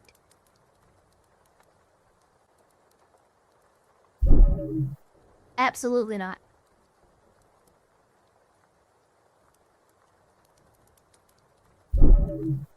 Alright, so next we actually, you know what, here, we'll keep with the, we'll keep with the Lawtube here. But, let's see here. Yeah, these two. So we're gonna start with, this one. Legal Mindset released 4 days ago. Pokemon patent rejected. Big Palworld win. And this is the fast facts. You know, Andrew with Legal Mindset being a baller. I did talk about the Palworld, the Nintendo patent. Excuse me. The Nintendo patent rejection from the Japanese patent office. And it has to do with a patent that is like one of the big ones that was going to cause a lot of problems, not only for Palworld but for other games like Monster Hunter, Art, or even I don't even know what's the other one. There's a few other ones that it would have seriously been a problem. Can they treat an oath broken as perjury during a hearing, as if it were a trial? Probably not, unless they were under oath. I mean, if you're under oath and you make a knowingly false statement to court, that is perjury. If this is a pretrial hearing and you're just, you guys are just going through like normal fucking motions and setting up the rules of the trial and stuff like that, you're not under oath there. You're not testifying.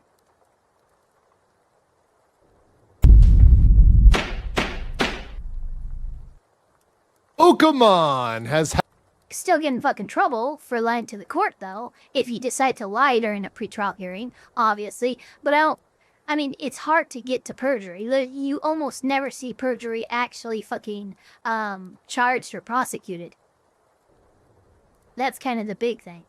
Had their patent rejected by the Japanese Patent Office. This is a giant win for Palworld and a huge step in their lawsuit between Nintendo, the Pokemon Company, and Palworld, and their attempt to dominate Pokemon and Nintendo, their attempt to dominate the Pocket Monster genre. Of course, we're going to talk about that in the Legal Mindset. We teach you to be your own judge. I'm Andrew Esquire. This is a fast facts version, the quick and dirty version of the latest in legal news. If you like this format, make sure you like the video and leave a comment below. So let's get right into it. Let's get my PP right here.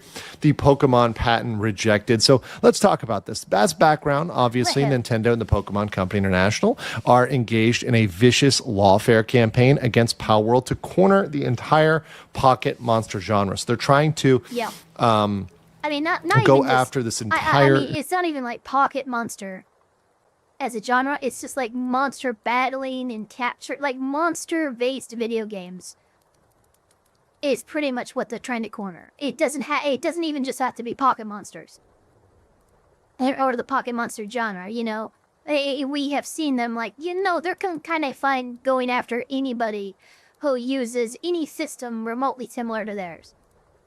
Genre, and they're trying to lock this down entirely. The lawsuit is for patent infringement, not copyrights. That's an important distinction. Oftentimes people go back to the character designs and go back to, okay, this character looks like this one. Well, that's not actually what this is for. What this is for patent infringement, which is for the actual mechanics that underlie the systems. So saying, hey, this system is similar, that's the problem, not necessarily the design or the art. Now, of course, some of the art does play into certain elements, and we'll get into that. But the case is currently in the Tokyo District Court. This is a Japanese case, although there are related U.S. patents, and obviously what happens in the U.S. is related to that. But the patents generally in Japan are reviewed by the Japanese Patent Office, the JPO. So I'm going to be using that term, JPO. So the JPO recently, just now, rejected one of the Pokemon patents, we'll talk about that, as lacking an inventive step, essentially saying, hey, this is not doing anything new. This is doing something that has been done before. And the Patent Office themselves cited older games such as Ark, Monster Hunter 4, Craftopia, and this is also partially because there were third-party submissions mentioning prior art. And that was a submission from the creators of Ark, Monster Hunter 4, Craftopia, Kantai Collection, Pokemon Go itself. Collection, shout out there. And Pokemon Go itself, literally, Pokemon got owned by Pokemon Go. That's how bad it is. That's how bad it is here. And it suggests that Palworld isn't just copying Nintendo or Pokemon, but there's decades of established game mechanics that are underlying what's going on here. So this complicates Pokemon's situation greatly, as another patent was derived from this denied patent. This is what I've called, what we've talked about in this channel as divisional patents. I talked about this previously in my coverage of Pokemon versus Palworld, and this is a legal strategy. So I know this looks complicated and there's a lot of kanji here, but what you got to pay attention to is this is the one that was denied. So this patent was denied. Why is that important? This is important because there's another patent that was divided off of the one that's denied. So now this one that was divided off is under scrutiny, right? So this patent has been denied. This one's gone. So now this one definitely in trouble. And even this one, the parent patent, you got to go back and ask some questions. Wait a second. Yeah, it's not as under, I guess it wouldn't be as much scrutiny, that it's under, but you do still have to why was this child patent denied?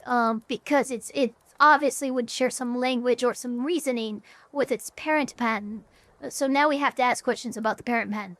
Is this completely legit? Because if this part of the patent is illegit, then maybe a larger part of this is not legitimate as well. So there's a lot of questions this brings up as to the legitimacy of the other patents, right? Is it a silver bullet that takes out everything? No. Does it severely damage their legal strategy, and does it send Pokemon looking for excuse? Because here's what'll happen. Okay, so this one's been denied. This one is in serious trouble because it's a child patent. the parent patent is probably going to be, at least looked at again, right? And if for some reason, or whatever reason, they decide to look back at this patent and they decide that this one needs to be rejected, like, look at that. That's the rest of these. All of these are now denied or under major scrutiny, and then you even get to go up one more and start asking questions about the patent that started it all. So really, this is like, yeah, the cascade has not happened yet, but the catalyst has been activated. So now the question remains, this one's done. This one's gonna be at least asked about. And if this one is found to be invalid for any reason, these ones are fucked. And then this one is gonna have questions asked about it. For other things, yes, absolutely it does. So this is a pocket pair W without any holding it back at all. And the interesting thing, and this is a very fun unknown factor, and perhaps we'll get confirmation one way or another at some point, but there was a mysterious third party. We do not know whether or not it was Palworld, right? Whether it was pocket pair. We don't know. It probably was, but we don't know. They filed examples with the JPO, the Japanese Patent Office, of prior artwork. And the Japanese Patent Office let everyone know that it was the filing of this prior art which led to the rejection of the patent. This is excellent. So this gives us a template for fighting Nintendo. So whenever Nintendo files these patents, well, people can go, third parties can go to the Japanese Patent Office and, give them proof. Say, hey, here's why you should not grant this patent. This is Nintendo's trying to fucking pull the wool over your eyes. And these are examples in which, because they're just absolutely picking off the past. This is nothing new. And this definitely opens up the scrutiny of other Nintendo patents, not even just Pokemon, but just more broadly Nintendo. There's probably a lot of mechanics that they're trying to lock down in general, overall, that they really don't have any right to. And there's an extensive list of games that use the same mechanics, which Pokemon is trying to monopolize. We had Ark, Tomb Raider, Zelda, Titanfall, Rune Factory 5, and those are ones that were cited by Palworld, that even Palworld brings up. But Palworld also argued that mods are also a good reason why there's prior art that should be considered. And, that's something that I think is very, very important. That Nintendo, and I'm not saying that this argument is good or not, but Nintendo's main argument for this third bullet point here is that mods should not be considered prior art at all because they are themselves basing on, whatever previous art they're basing on. So it's kind of like a really circular argument. It's not very strong.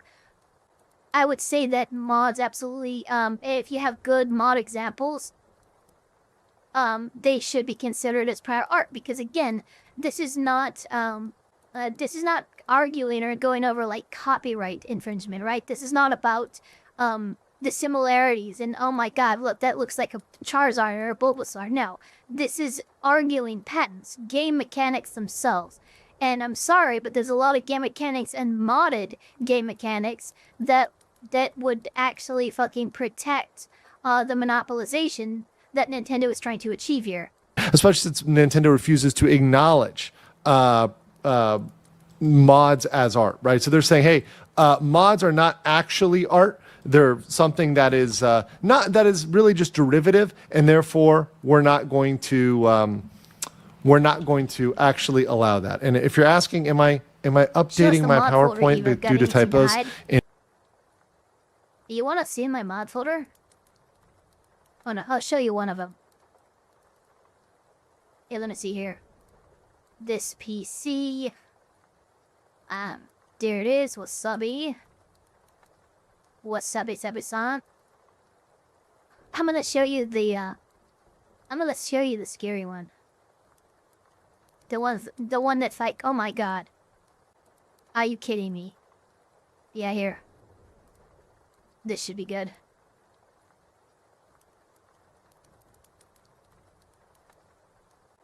Yeah, I'll just do this. This is all you really need to see.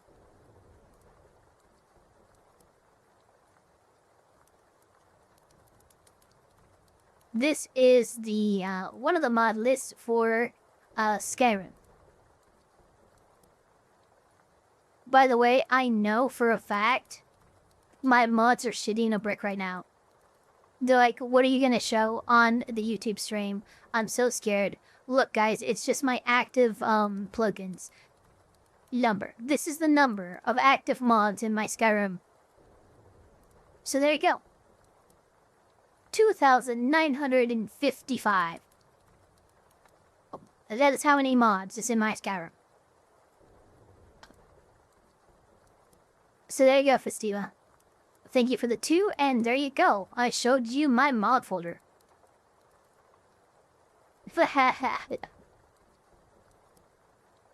Sheila's the one that says Alucard.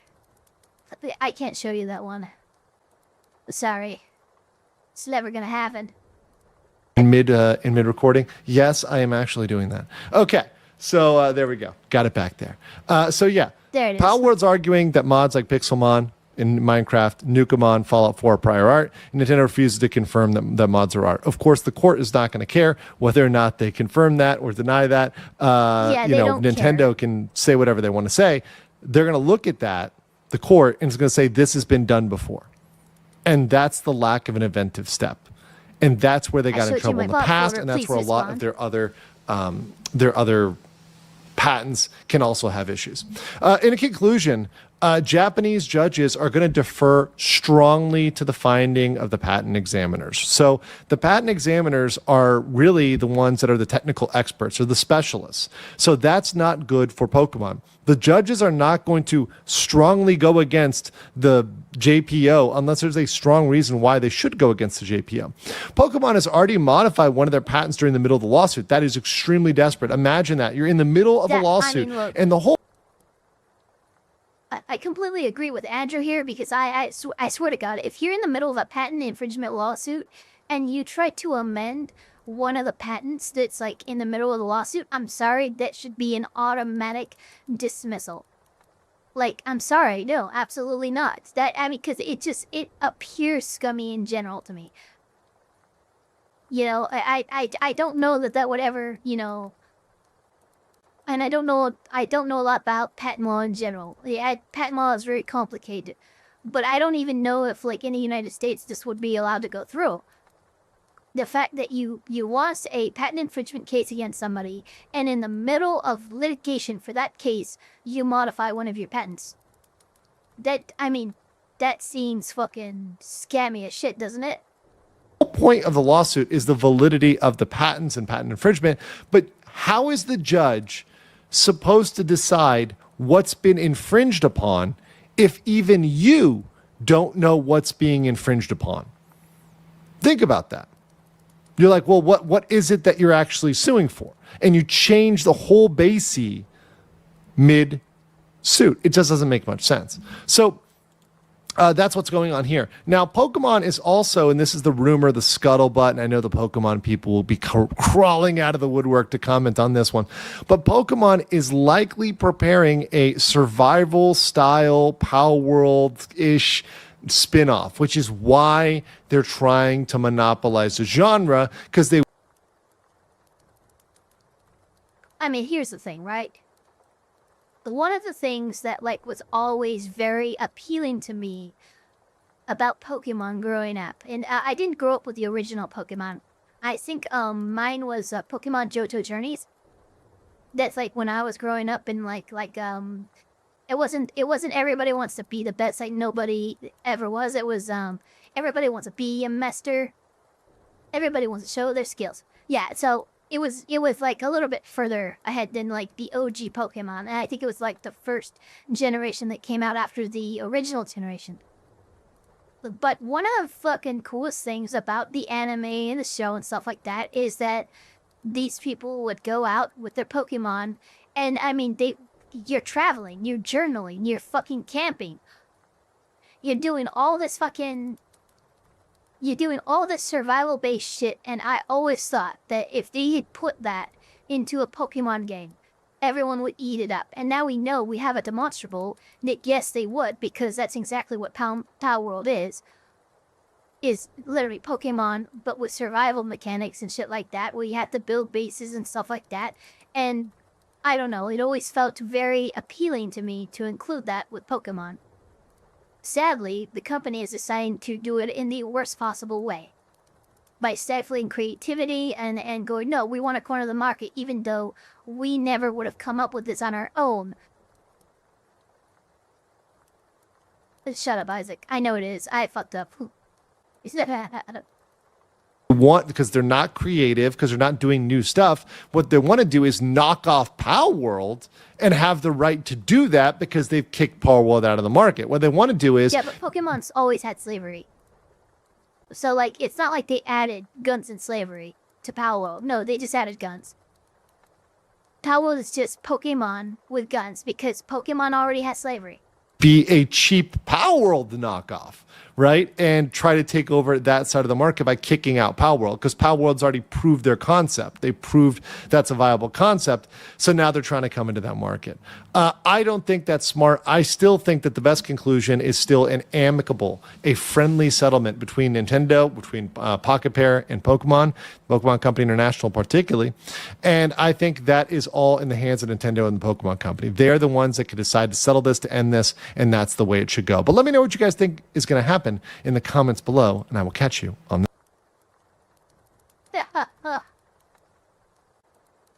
It's so funny. He means to say, I'll catch you on the next one. But he always cuts himself off. And I think that's so fucking funny.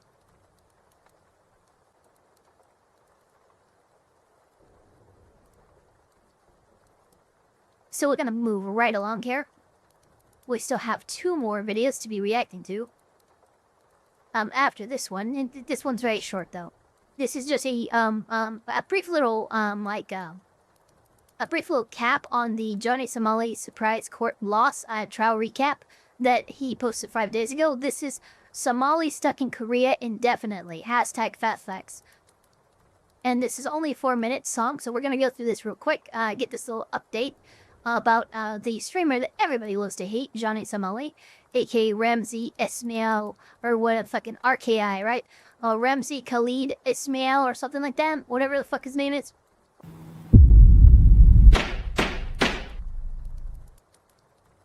Khalid Ismail, aka Johnny Somali, is stuck in Korea indefinitely. We'll get into that today on Legal Minds, so we teach you to be your own judge. Of course, I'm Andrew Esquire, American attorney, and I've been cataloging this Ramzi Khalid Ismail RKI case from beginning to end. And of course, we've got a PowerPoint to talk about it. Now, I did mention this briefly after my trial recap, but I wanted to give you guys a little bit of an update on some of the case law and why no matter how hard Johnny Somali begs, no matter how hard Ramzi begs, he is not going to get that speedy trial. So let's talk about that. So of course, yesterday, Johnny Somali requested an expedited trial due to family commitments and stated he's already been in Korea a long time, complaining, moaning. Well, it turns out the judge didn't care. The judge made it clear that some foreign defendants remain in Korea for up to 6 years just for their trials, and that's normal. The next trial date is February. That's right. I remember him saying that in his last Fast Facts video. Look, this is what's crazy about this. When the judge is talking to Johnny Somali, he informs Johnny that, dude, I have seen foreign defendants remain in this country for upwards of 6 years. For their trials. And he said it off the cuff like it was no big deal. That happens all the fucking time. That should terrify the shit out of Johnny. Because this is all okay, he gets sentenced to what? 2-3 years, right? That's really more than 9-10 years. If he's going to be dealing with these trials and fucking, these hearings and stuff for 6 years. That's a jail sentence, a jail sentence with extra steps in a number of 6 years. And the judge straight up just dude, this happens all the time. You need to be aware of that. I mean, I remember Johnny tried to say, yeah, here it is. First bullet point. He tried to say he had family commitments, which is funny because we know that his family has tried to get him to stop. And Johnny basically disowned them. I would not say that Johnny Somali's family disowned him. I would say that Johnny Somali disowned his family. 11th, 2025, and there's likely going to be a new judge due to the regular yearly rotation of judges. So he's going to be there for a while, and that will not be his last case. That's just the next trial date. So what's the case law undergirding all of this, kind of supporting this? Well, in Korea, speedy trial is not like the United States. It's not a right that every criminal defendant gets. No, in fact, expedited trial is only for two specific circumstances. Either number one, a very simple, straightforward case where the defendant pleads guilty on all counts. So let's say they caught you red-handed. They know you're the perpetrator, and you're like, yeah, I'm pleading guilty to everything. Okay, that's expedited. Or if it's extremely high profile, like Park Geun-hye, Yoon, the Nth Room, it's got to be a very, very, very, very high profile case to get that expedited trial. And that family obligation reason is not on the legal list of reasons that a trial should be expedited. Everybody has family obligations in Korea. Everybody is obligated to their family. That's not an excuse. And the other thing is, this is the real thing, which I'm just boggled that Ramsey is not, listening, I think, and is just saying these things, probably even without consulting his lawyer. The decision has to be made by a committee before the trial. It is not made during the trial. The judge is not going to all of a sudden, during the middle of a trial, expedite the trial. It's a procedure that has to be made at the beginning. So it's just something that is never going to happen under the Korean system and under the procedure for Johnny Somali. Now, why do I say indefinite? Well, if you look at what's going on here, Bong Bong can keep delaying by missing future court dates. Now, I'm not encouraging her to do that.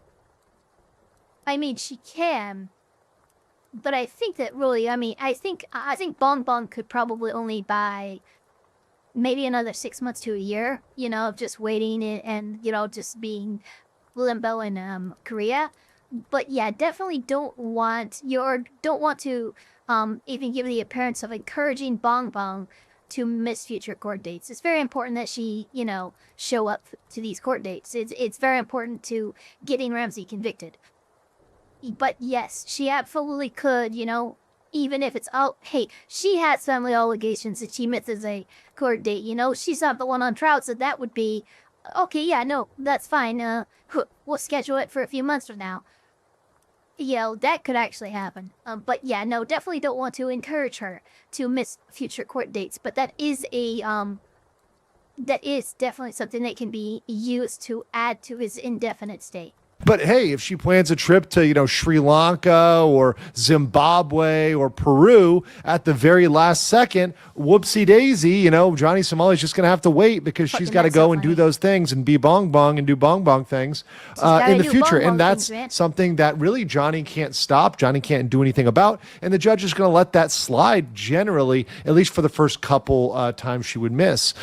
Further, the new judge may need some time to get to speed on the case. So we're talking about having a new judge in this case is going to come in February. And in that case, the judge may need another month, another 2 months, etc. And there also may be new charges. We talked about the child sexual harassment. That can come up. There's other things that could be added as well. So things can be added to the case between now and February. We've seen that time and time again. And remember, all of this could have been avoided if Ramsey simply apologized and pled guilty. If he had apologized, if he pled guilty, we would not be here today. Ramsey would already be on a... You know that he couldn't do that. That would admit that he is flawed or at fault in any way. And Johnny is not capable of admitting that. Flight, probably not going back home, but he would be on schedule to getting that flight at some point. Even if he got some jail time, he would have already served roughly a year of it. But that's not what happened because simply he denied everything. But guys, what do you think is going to happen with Ramsey? How long do you think he's going to be in Korea? Let me know in the comments below, and I'll catch you on the next. I know one of the Lawtube World charges did go through. And the lawyer made a very stupid mistake, argument.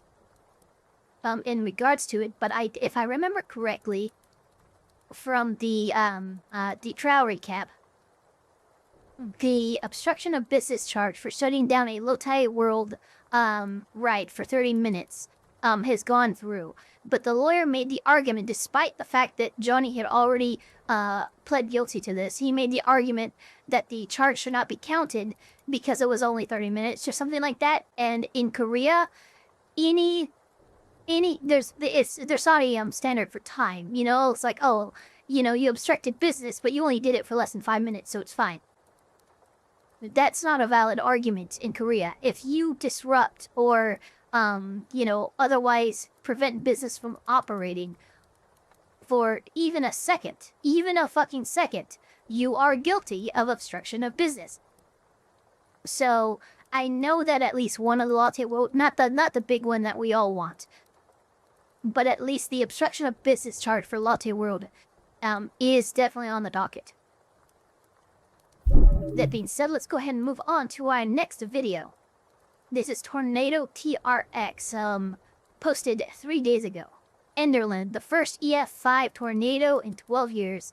This is going over the Enderlin 2025 tornado, that is honestly just terrifying. I mean, this thing is...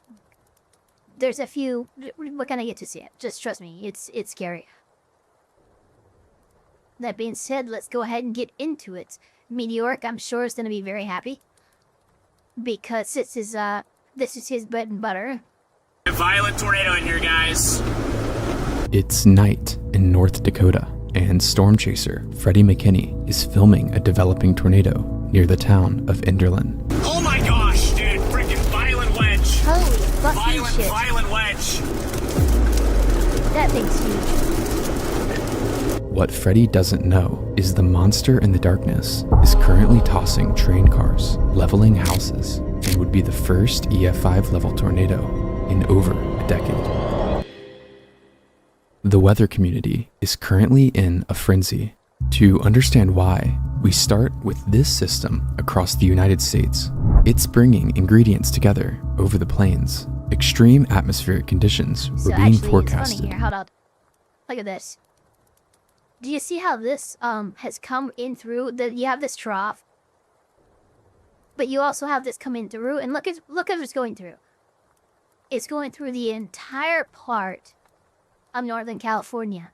I remember these storms coming through, these winds and shit like that, where I am, and it was fucking bad. It actually it damaged my Starlink satellite. Starlink satellite still works. The receiver works just fine, but there's a little dent in the casing on the side because it literally blew the thing off of its mount and it landed weird on the side.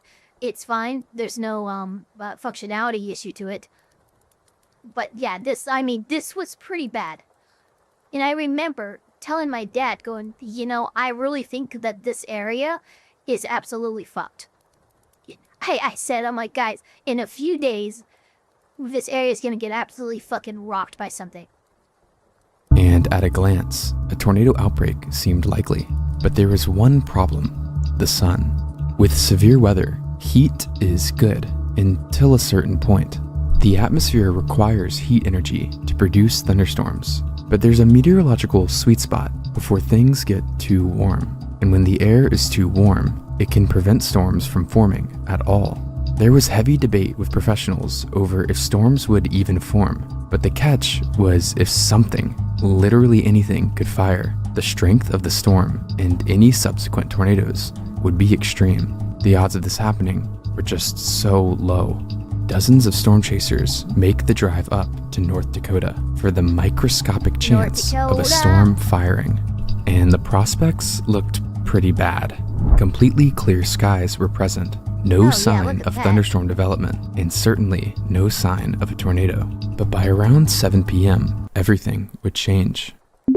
Despite the warm air, a thunderstorm was able to form, and it was rapidly developing. In just 10 minutes, the thunderstorm already had rotation on radar, and in 30, the first tornado of the day seemed inevitable. And this was happening right as the supercell approached the town of Jamestown, North Dakota. Storm chaser Kelton Henderson would film the storm as it rapidly organized. Rotating base over there. Oh yeah, here we go, here we go. Yeah, already, goddamn. There she is. It's tornadoing. I want to see which way it's moving first. There you go, Jack. Boom! Big lightning strike. Boom. That was really fast. That's definitely a tornado. I mean, yeah, of course. Oh, funnel. Yeah, I see it. Yeah, there's another one. You ready? I'm ready. Coming down. Oh, do we need to go?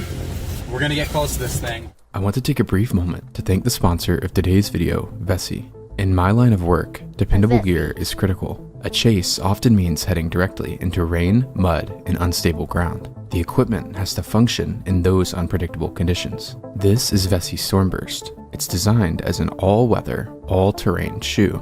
Its primary feature is the Dymatex technology, which creates a 100% waterproof membrane, keeping your feet entirely dry. I really like For a that. chaser, traction is non-negotiable when lie. moving quickly on wet I surfaces. would love The some water-resistant shoes.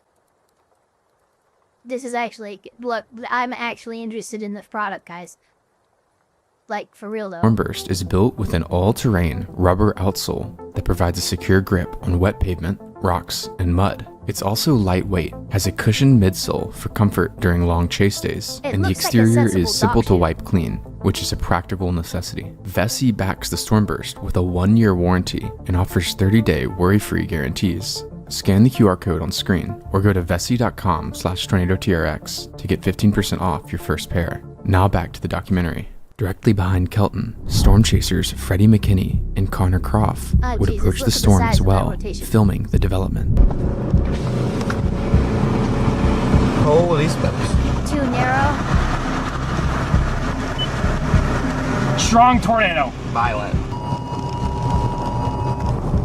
Anyone wants to get closer than this? Matt. Yeah, here she goes. Yeah, that's not the best one to get close to. No. Hell yeah, look at that thing. Why the RFD is so insane? I'm about to get rolled. I want to get out. You want to point it into the wind? No, what I want to do is get out of my car. But good luck. Pretty much. Beautiful tornado. Dude, that's fucking, my god. Clear right. Look at how Clear fast right, that, clear right. that's just forming in real time. Jeez. Oh my gosh, that is a freaking hog. Okay. That is a monster. Absolute monster tornado here. You gotta watch the collar cloud. Thing is insane. Yep, violent tornado. Violent tornado here. The extreme tornado would begin in an open field, but numerous roads and homes still sat in the path. And with how volatile the atmosphere was, literally anything in the path would be eviscerated. Turns. Nah, it's alright. Oh my god! Dude, Holy it's, cow. okay, I mean, look at this. It's dripping. What the fuck? Like, are those the multi-vortexes? I think they are. I see, oh my, like, it literally looks like it has teeth. Like, it's coming down like an eldritch fucking monster. It's not even, Jesus Christ. Like, that is a scary structure. To have it fucking, like, this jagged fucking, look at this. I mean, and you can see the, oh my god. Oh my god! We're close! We're close! We're close! You're too close. You're too close. Jesus. Holy cow. That's big! Oh, here we go. This is a huge tornado. Right next to this tornado, right next to me. Your dad's right behind you. Copy that, Charlie. Yep. Guys, huge violent tornado here. This is a huge tornado. Problem is there's a million people up on it. It's getting huge. It's getting massive. There's a million people up on it is the problem. I'm watching to make sure it's still moving left to right, Jack. Yeah, you've got it, you've got it. It's big. It's big. Oh shit, I'm getting water on the side of the windshield. Oh my god, man, it's perfect, it's perfect. Oh my god. While most chasers were getting a backlit view from the south, one local chaser, Kayla Gilbertson, would record from the west side, where the sun would illuminate the vortex and show its violent motion. Holy shit. Oh my god, you are way too close. You're way too close.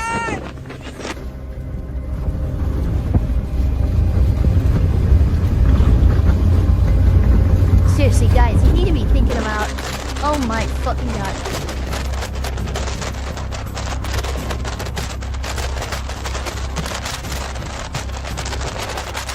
Traditional chasers were not the only people tracking the intense tornado. To the west, a research team called the Otis Project was also there. The goal of the project was to fly specialized drones into tornadoes to collect atmospheric data, and they were about to get the data of a lifetime. They're about to, oh no way, no way. They're about to fly into this thing with a drone? Okay. Death kind of sounds fucking awesome. Holy shit, look at this.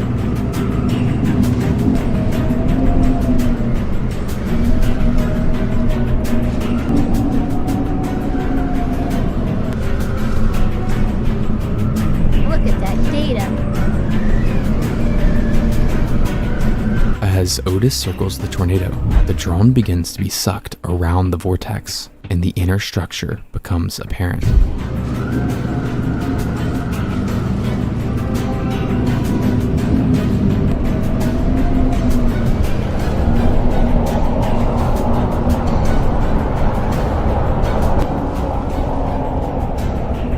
Dude, this is wild.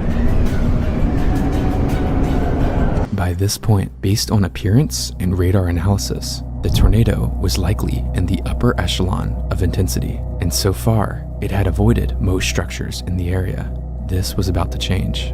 A singular farmstead would be engulfed by the outer wind field, and even though it was only grazed, extreme damage would occur at the property. But the most incredible damage wouldn't occur to the structures. Rather, it would occur to the vehicles.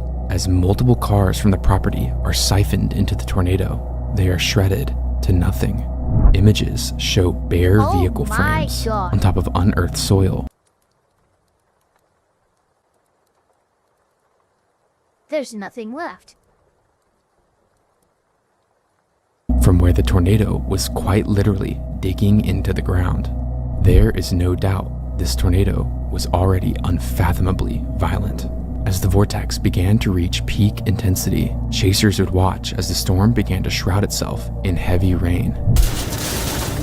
Is it getting closer to us, or are we okay? No, we're good. Dude, this is a tornado that you can't screw with. No, it's not. This is a tornado. If you get too close to this, you freaking die, dude. Yeah, the problem is, It's disappearing into the rain. that's not good. Alright, I officially lost visual on the camera. Yep, it's rain rat. I think I HP Yeah, quick. good thing we didn't go up for that. I've lost it. I've lost it completely. I don't like Getting this. out of here, folks. Can't see it. I'm getting out too. Yeah, I've been staying further back from this one. The now invisible tornado would begin to change direction as it also began to dissipate. This first circulation would be named the Spiritwood tornado, and its final rating, despite the extreme nature, would be EF3 due to the minimal damage it caused. As the sun began to set, the storm would ramp up to produce its next tornado. Connor Croft would get ahead of the new circulation as it formed. Unlike the first tornado, which began extremely visible, this next one would instantly wrap itself in rain as it grew to over half a mile wide. Oh, coming down. That's it for one yard. You guys right about there. Gonna come down. Gonna come down, guys. Stovepipe. Large stovepipe on the ground now. Stovepipe. Wouldn't go farther either unless you really booked it. Yeah, because it's about to cross the road. See that? We just gotta make sure, watch the rain. If those trees like start to disappear or something, that's our cue to get the hell out. The large tornado would quickly dissipate. Its track through open fields allowed it to cause minimal damage, though analysis of radar scans suggested the second tornado was also extremely strong. The Valley City tornado would be rated EF2. By this point, the sky was pitch black and night had fallen. It had seemed the outbreak of tornadoes was coming to an end. However, a second storm south of the main one began to show signs of intensification. In just 45 minutes, this storm would produce one of the most extreme tornadoes in modern history. Pretty much every storm chaser in the area notices the uptick in intensity on the southern storm and begins to bail south through the blinding rain and wind.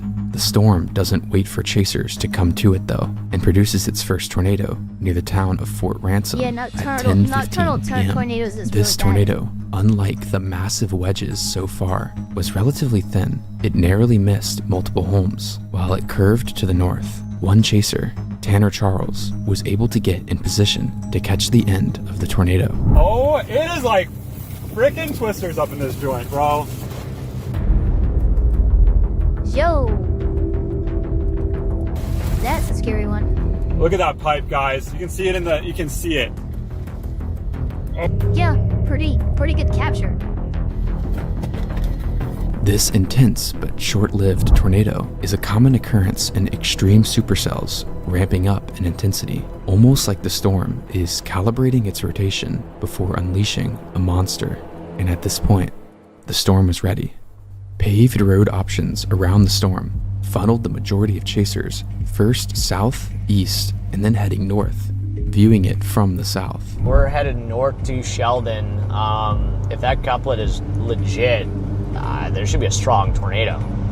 It's nothing I can see contacting the ground, but there's definitely something back there. It is popping again.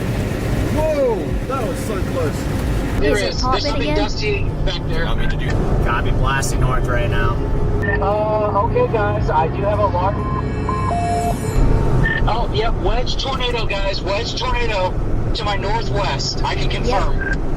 Oh, definitely. Down. Holy shit. Oh my god, monster. Tornado. My walkie just died. I'd turn around. Holy cow, that's a monster. I'd turn around. Yeah, I think there's a tornado. Yeah, there's a tornado. Go there. Tornado. Big wedge tornado. You're going to die. Trending to... Oh, that left edge is huge, bro. A freaking massive tornado. Whoa. Holy. Okay, yeah, we can... Holy cow. Monster. Oh my god. Got it here in 4K. Insane violence. The massive tornado would touch down at 11:02 p.m. and in under a minute, it would grow to nearly a mile wide. Oh my gosh, it's a huge tornado. I wish service wouldn't sell. Yeah, That's all I gotta if there's say. any... I don't know if Starlink could be working by chance, but... I'm on Starlink on my phone, and it's spotty. Okay. Yeah, it's just the left to right. It's a probably mile-wide tornado. Freaking mile-wide tornado. Oh my gosh, violent tornado. Oh yeah, big tornado. Big tornado. Oh, big wedge. Big wedge. At this point, the tornado would be harboring some of the strongest winds conceivable on the planet, and it was heading directly for a railroad track packed with train cars. Some of these cars weighing thousands of pounds. As the core of the tornado approached, 33 separate rail cars slowly keeled over off the tracks, and as the winds drove straight into the sides of the tankers, the force would violently tear apart the chain of cars in an arc-like fashion. It was as this chain of cars slid across the ground that the last car in the arc, now caught in the very center of the tornado, would detach from the train and go airborne. The 36-ton metal tank likely began to tumble through the air, striking the ground several 36 tons? Guys, that's 42,000. No. That's 72,000 pounds. That's 3/4 of 100,000 pounds. That this tornado has decided to just pick up. times before coming to a rest about 800 feet from where it originally sat. Forensic analysis of the damage done to these cars concluded that winds of 230 miles per hour would be required to overturn a fully loaded grain hopper, and over 266 miles per hour would have had to have existed to loft the tanker car 480 feet from its resting place. These are some of the strongest wind calculations ever found within a tornado, firmly placing it within the EF5 category, the highest possible classification, and it was now heading directly for homes. To the northeast, within the town of Enderlin, North Dakota, resident John Lux would film the tornado from a gas station parking lot. Oh my god, look at that structure.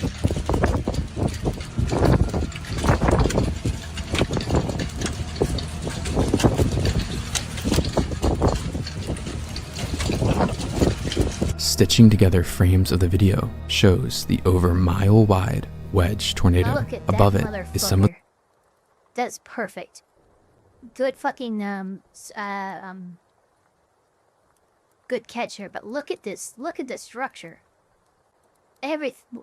Jesus Christ. And then even then, with as big as this thing is, it's just this little corner here. That's a tornado. That's a mile. But look at how big this fucking... Jesus Christ.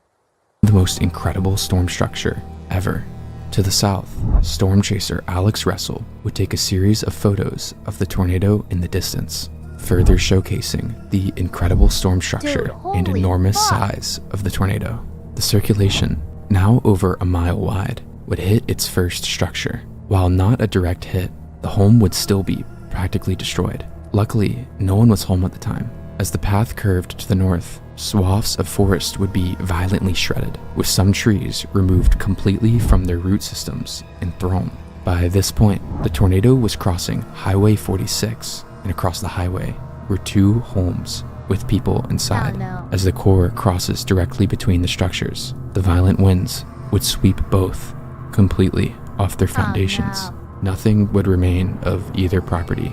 At the west home, cognizant residents would shelter below ground in their basement, surviving with minor injuries. However, an older couple in the east home, Michael and Catherine Den, would not share the same fate, instantly dying as the home ceased to exist. The tornado at this point would begin to turn due north, similar to the rest of the tornadoes in the outbreak. Chasers would continue filming as the tornado shedded its cloud base, exposing a sprawling tube in the night sky. No, these trees, man. There should be a gap. So many trees on this road.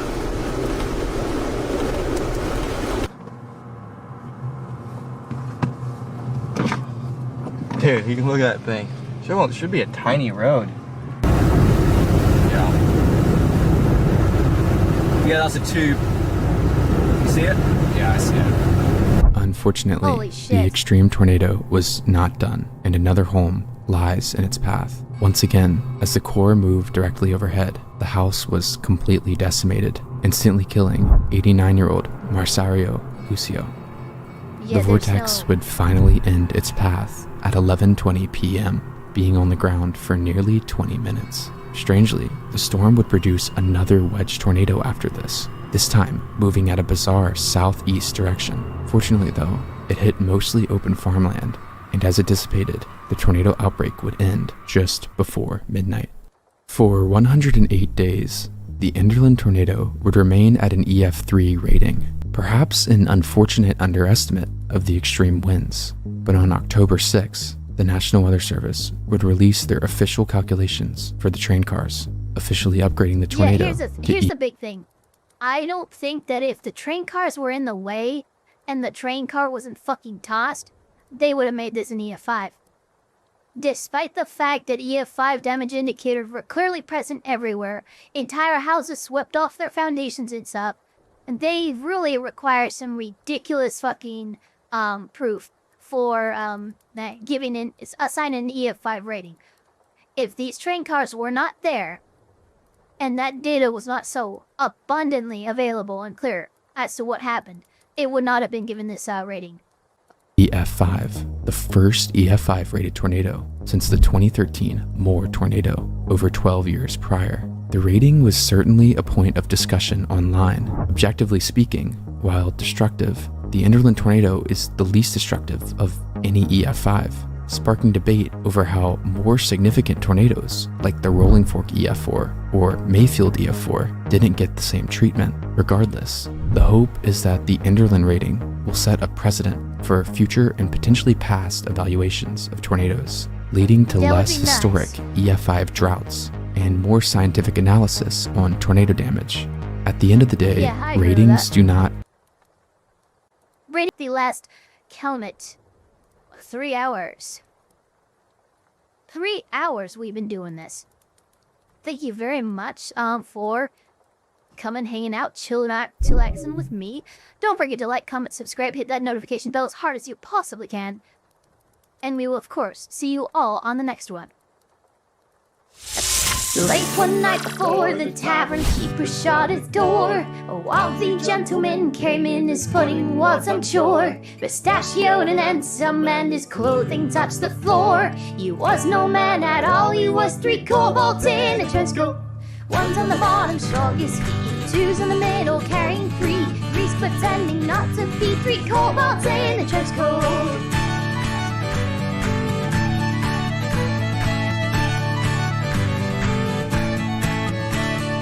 One day when the maiden was out on her nightly stroll, she got lost in the forest and was set on by an owl.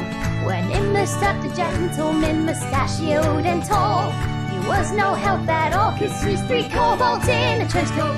One's on the bottom, strong his feet, 2's in the middle, carrying 3's pretending not to be 3 kobolds in a trench coat.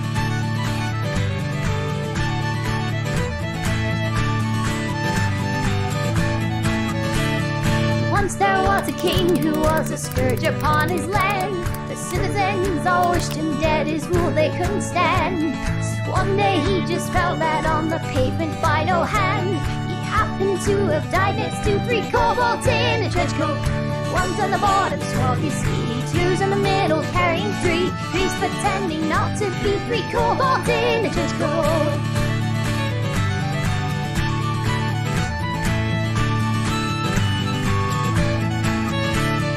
People of the kingdom, the men's praises they did sing, believing that he was the one who slew their awful king. Put on his head a crown, and to the throne they did him bring. But little did they know he was 3 kobolds in a trench coat. One's on the bottom, strong his feet, 2's on the middle, carrying 3's pretending not to be 3 kobolds in a trench coat.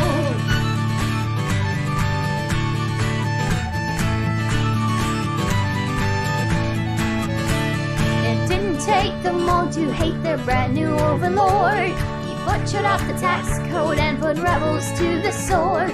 From out of his own kingdom he was driven by the horde. The economy had been ruined by 3 kobolds in a trench coat. One's on the bottom, strong his feet, 2's in the middle, carrying 3's pretending not to be 3 kobolds in a trench coat. 1, 2, 3 kobolds in a trench coat. And if you're wondering how I sing 3-part harmony, when I am just one man without another to be seen, I'm sure the most observant of you already have gleaned.